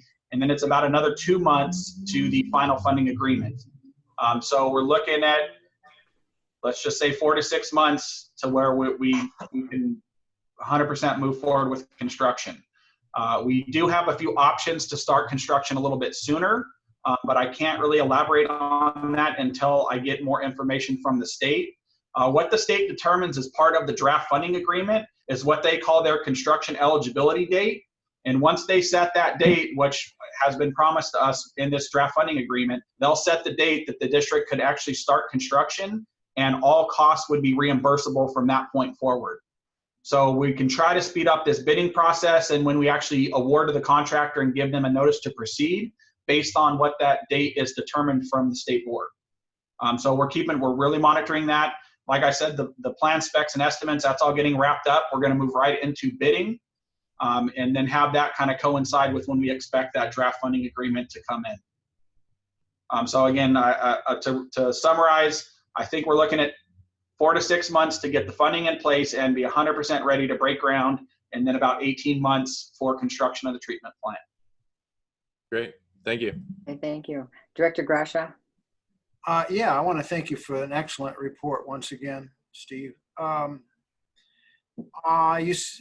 your timeline there for getting funding in place, when in this process do you lock in the terms of the sale of the bonds, the level of interest that we'll be responsible for? When does that get locked in? That should be locked in with our draft funding agreement. That's going to stipulate we're getting X amount of grant funding out of which programs and the interest rate that's being proposed. So that's all, that's what staff is telling me. 6 months? Is that the 6 month number you're talking? No, it's about 2 months. Oh, okay, so we should know that into March, early April, we should have that draft funding agreement, which is going to lock in the quantity of grants, or total amount of grant, and the interest rate.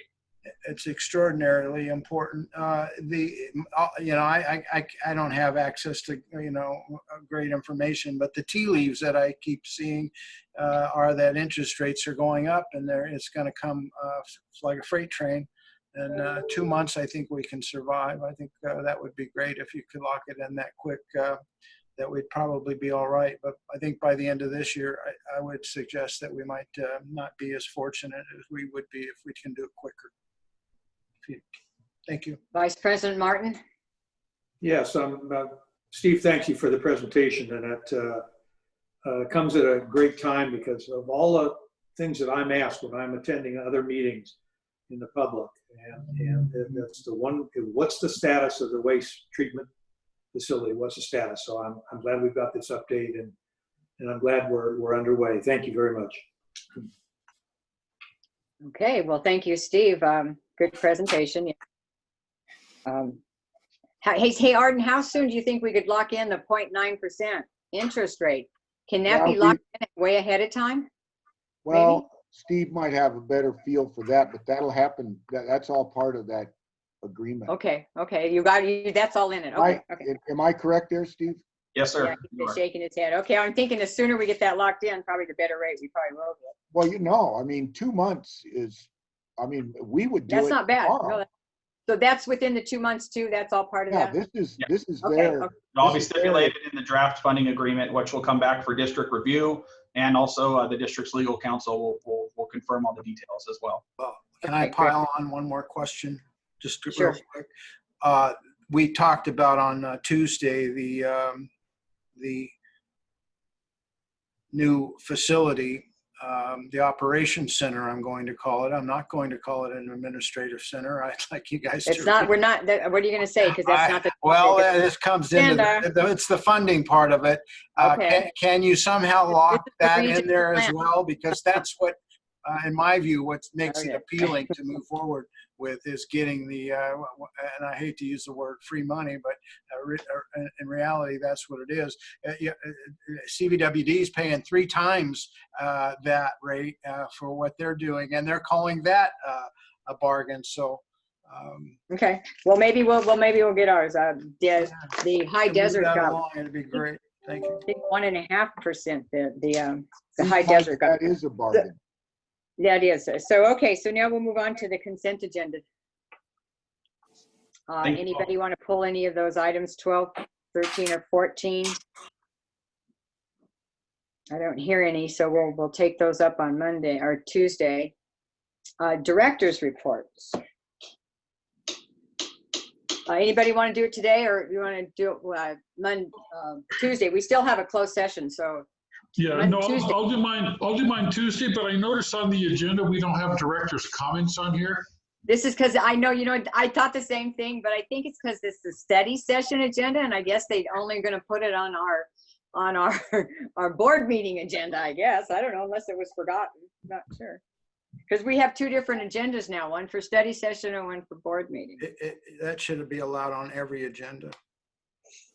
Well, okay, well, we'll correct that next time. So, but if you'd like to say anything, I'm sure we can at the end before we.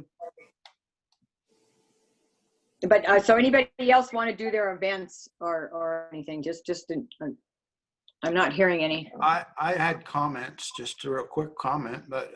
Well, no, this right now is the report. I know, but you're saying that we don't allow comments anymore, and I have a problem with that. I just said it wasn't on the agenda. Okay, didn't say we don't allow them. Okay, so I'm not hearing anything on number 15. I will move to number 16, General Manager's Report. All right, well, I will introduce this. I think Victoria's going to give you her report for the public outreach. But while she's getting ready to do that, we did include a more detailed summary of what happened at Vista Reservoir in case you want to take a look at it. Many of the questions you asked, we actually do have fairly detailed reporting here. We try to think of everything, but please let me know if there's something here that you don't know about it you want me to include in this report. So with that said, Victoria, do you want to expand on your public outreach? Hi, good afternoon, Madam President, members of the board. I'm just very briefly going to go over it with you. I think the biggest thing of note would be the annual Water Counts Academy that's held in February every year. This year it is going to be held virtually due to COVID-19, and it's going to be held starting February 2nd, and it lasts throughout or to March 4th, so it's every Thursday in February. And we are still accepting applications. Actually, we extended our deadline until January 31st. And so this is a course that's offered to the public if they'd like to know more about where their water comes from. We are also going to be talking about water reuse, things of that nature, agriculture, cannabis, groundwater sources, history of water in the valley. So that is, as I said, going to be held virtually this year. So that's going to be a little bit of a different format, and so that should be exciting. And also attached in the report, you'll see our digital advertising, our ads for Google, and our ads that are on Facebook and Instagram. So this year, or this past month, we focused on Working For You, which was that image of our, same as the billboard, the one of Rolando from production, as well as conservation tips. And then we switched them towards the very end of the month to Here For You, which is our current billboard, which has Elisa on there from customer service. So we've, keeping in line with that we're here for them, and reassuring the public, that we're continuing to work and our services are going uninterrupted. And then also in the report, you'll see the social media report for the month of December. And I just wanted to just make note that moving forward into 2021, Of course, we are still going to be continuing to focus on Facebook, Twitter, Instagram, and our Google ads, but we're also going to be building up the Mission Springs Water District brand on LinkedIn, for example, of course, Google Business and Yelp, but most definitely building up our brand on LinkedIn, as that is almost like the professional social media, so to say. So I'm open to any questions on any of the reports, at your pleasure. Okay, Randy? Ivan? No, thank you. Steve? No, thank you. Russ? I like calling you guys by your first name. Russ? Okay. Thank you, Victoria. My pleasure, Madam President. Are you done with your report now, Arden? Yes, that's it. Thank you.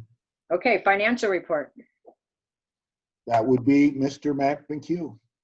would be. Thank you again, Arden and Madam President. For the sake of all the professionals on the line and their hourly rate, I'll keep this super brief, but the October financials are included in your packet. Operations are continuing as we've seen trend thus far this year. We touched on a very high debt service ratio on Tuesday's discussion. All other revenues and expenses are tracking as expected, obviously except for revenue, which we also discussed on Tuesday, which we are proposing to adjust this coming Tuesday. So all finances are as expected and running as usual, and I'll answer any questions that you all may have. Okay, Director Duncan? Director Sewell? No, thank you.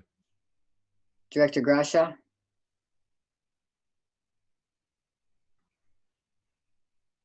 Sorry, nothing, thank you. Vice President Martin?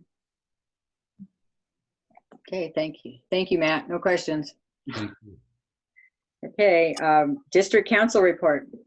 Yes, just briefly, some of the items that we've been working on behalf of the district include representing the district in the pending case against Master Meter, representing the district in the pending Sigma litigation adverse to Desert Water Agency and the Department of Water Resources, assisting the district with responding to Public Records Act requests, advising the district on labor and employment matters, including issues related to compliance with COVID-related guidelines as those guidelines change, representing the district in negotiating the paving cooperative agreement with Desert Willow HOA, and then also advising Mission Springs regarding the requirements under the Elections Code to evaluate current district boundaries after the 2020 census comes out. You'll recall that last year you converted the district to districts, election by district. And so there's going to be some updates that are going to be required this year after the census is published. And then lastly, we've also been defending the district in the Padilla class action lawsuit. We'll discuss that item in closed session today. I will announce, though, just briefly, and we won't discuss it in any detail in open session, that yesterday there was an outstanding ruling by the court in favor of Mission Springs Water District. So we'll cover that in closed session. And the closed session item that we'll be covering today, it's actually two items. One of them is the second item, conference with legal counsel regarding existing litigation pursuant to Government Code Section 54956.9D1. And that's case number RIC 2003782, George Padilla and Sharon Marino versus Mission Springs Water District. And then also the next item is conference with labor negotiators pursuant to Government Code Section 54957.6. The agency designated representatives are Board President Nancy Wright and Vice President Russ Martin, and the unrepresented employee being discussed is the general manager. And that's my report. Thank you. So now your next two, you already said what we were going into closed session for. So was that what the district council comments was for too? You have a report and comments both on the agenda, John. Was that report for the increased funding? Was that what? John, so that was the report that we're going into closed session, correct? And what we're going in for? So that That's would be your district council comments. And That's your report then was prior to that, correct? Correct. Okay, so you did them both. That's what our question was. So now we're on number 19. We will be going into closed session. So, Dory, will you put us in our room? I will. John, you have 2 logins. Do they both? Oh, okay. I'll close one of them. I'm not even looking at the. Forgot Does about. any of the executive staff besides? Yeah, Closed session? Matt will be in the, I would like in the closed session for the class action suit. And then both of us will exit when they talk about the second closed session item. Very good. Here you go. Oh, hello. Yes. Hurry up. Okay. Nancy. Yes. Okay. Oh, Can we hold off on that for a second? on Tony? Yep. Yeah. Can we undo that? Is the board still here? Oh, I didn't. Steve went into the breakout room, but I closed it, so they should be coming back.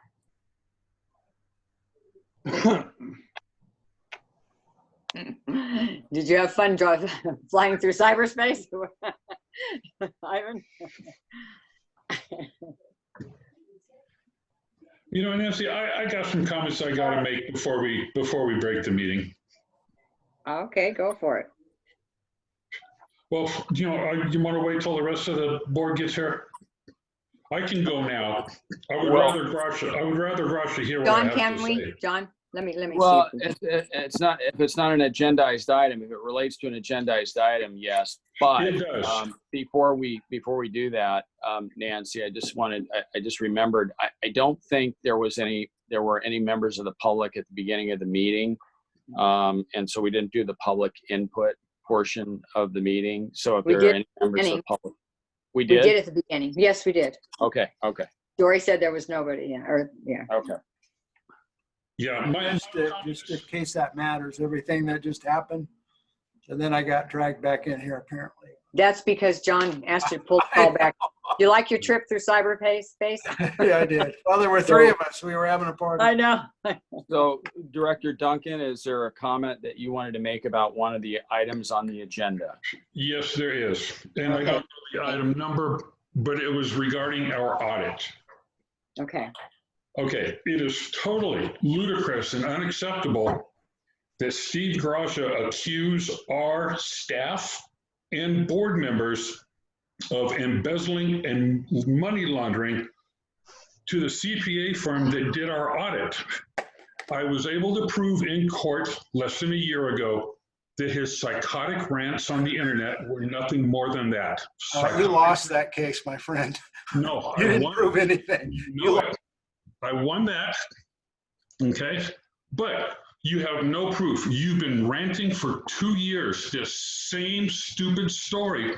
You've gone nowhere.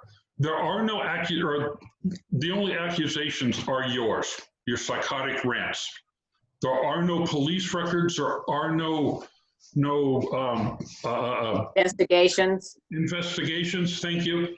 We have 2 CPAs on our staff, very qualified individuals. You have not come into the office. You have not talked to them. You have not looked at our checkbook. You have no idea what you're talking about. And it is a complete, utter insult for you to talk to our staff and accuse our board the way you did, especially to the firm that just did an unqualified, or whatever the phrase was, uncontested audit. Without any evidence. Anyway. Okay. Can we go back? Can we go into closed session now, please? We can go into closed session. I'm done, but I had to get that off my chest. Thank you. Okay. Thank you, Randy.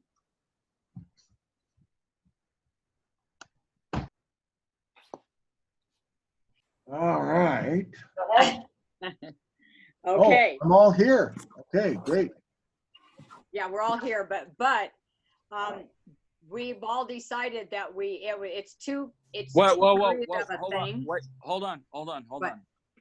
We just announced that there's no reportable action, and you can talk to Arden separately. Okay.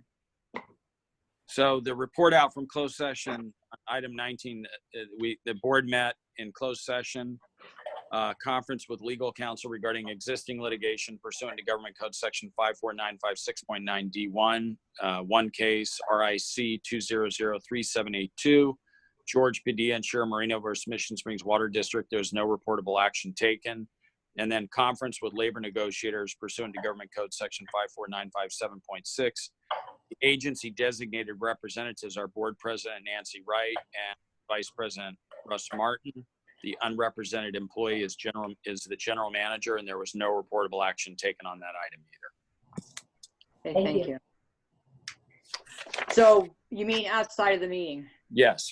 Yeah, Okay. that's We'll leave the meeting. Yep. Yeah, well, yeah, now that's there. I'm going to adjourn the meeting in a second, and then I will tell you what we decided to do. Okay. She's sitting there looking at her. What are you guys going to do? No. No, I got my arm ready to leave the meeting. okay. So is the meeting adjourned? Meeting's adjourned. Thank you. Everybody have a nice week.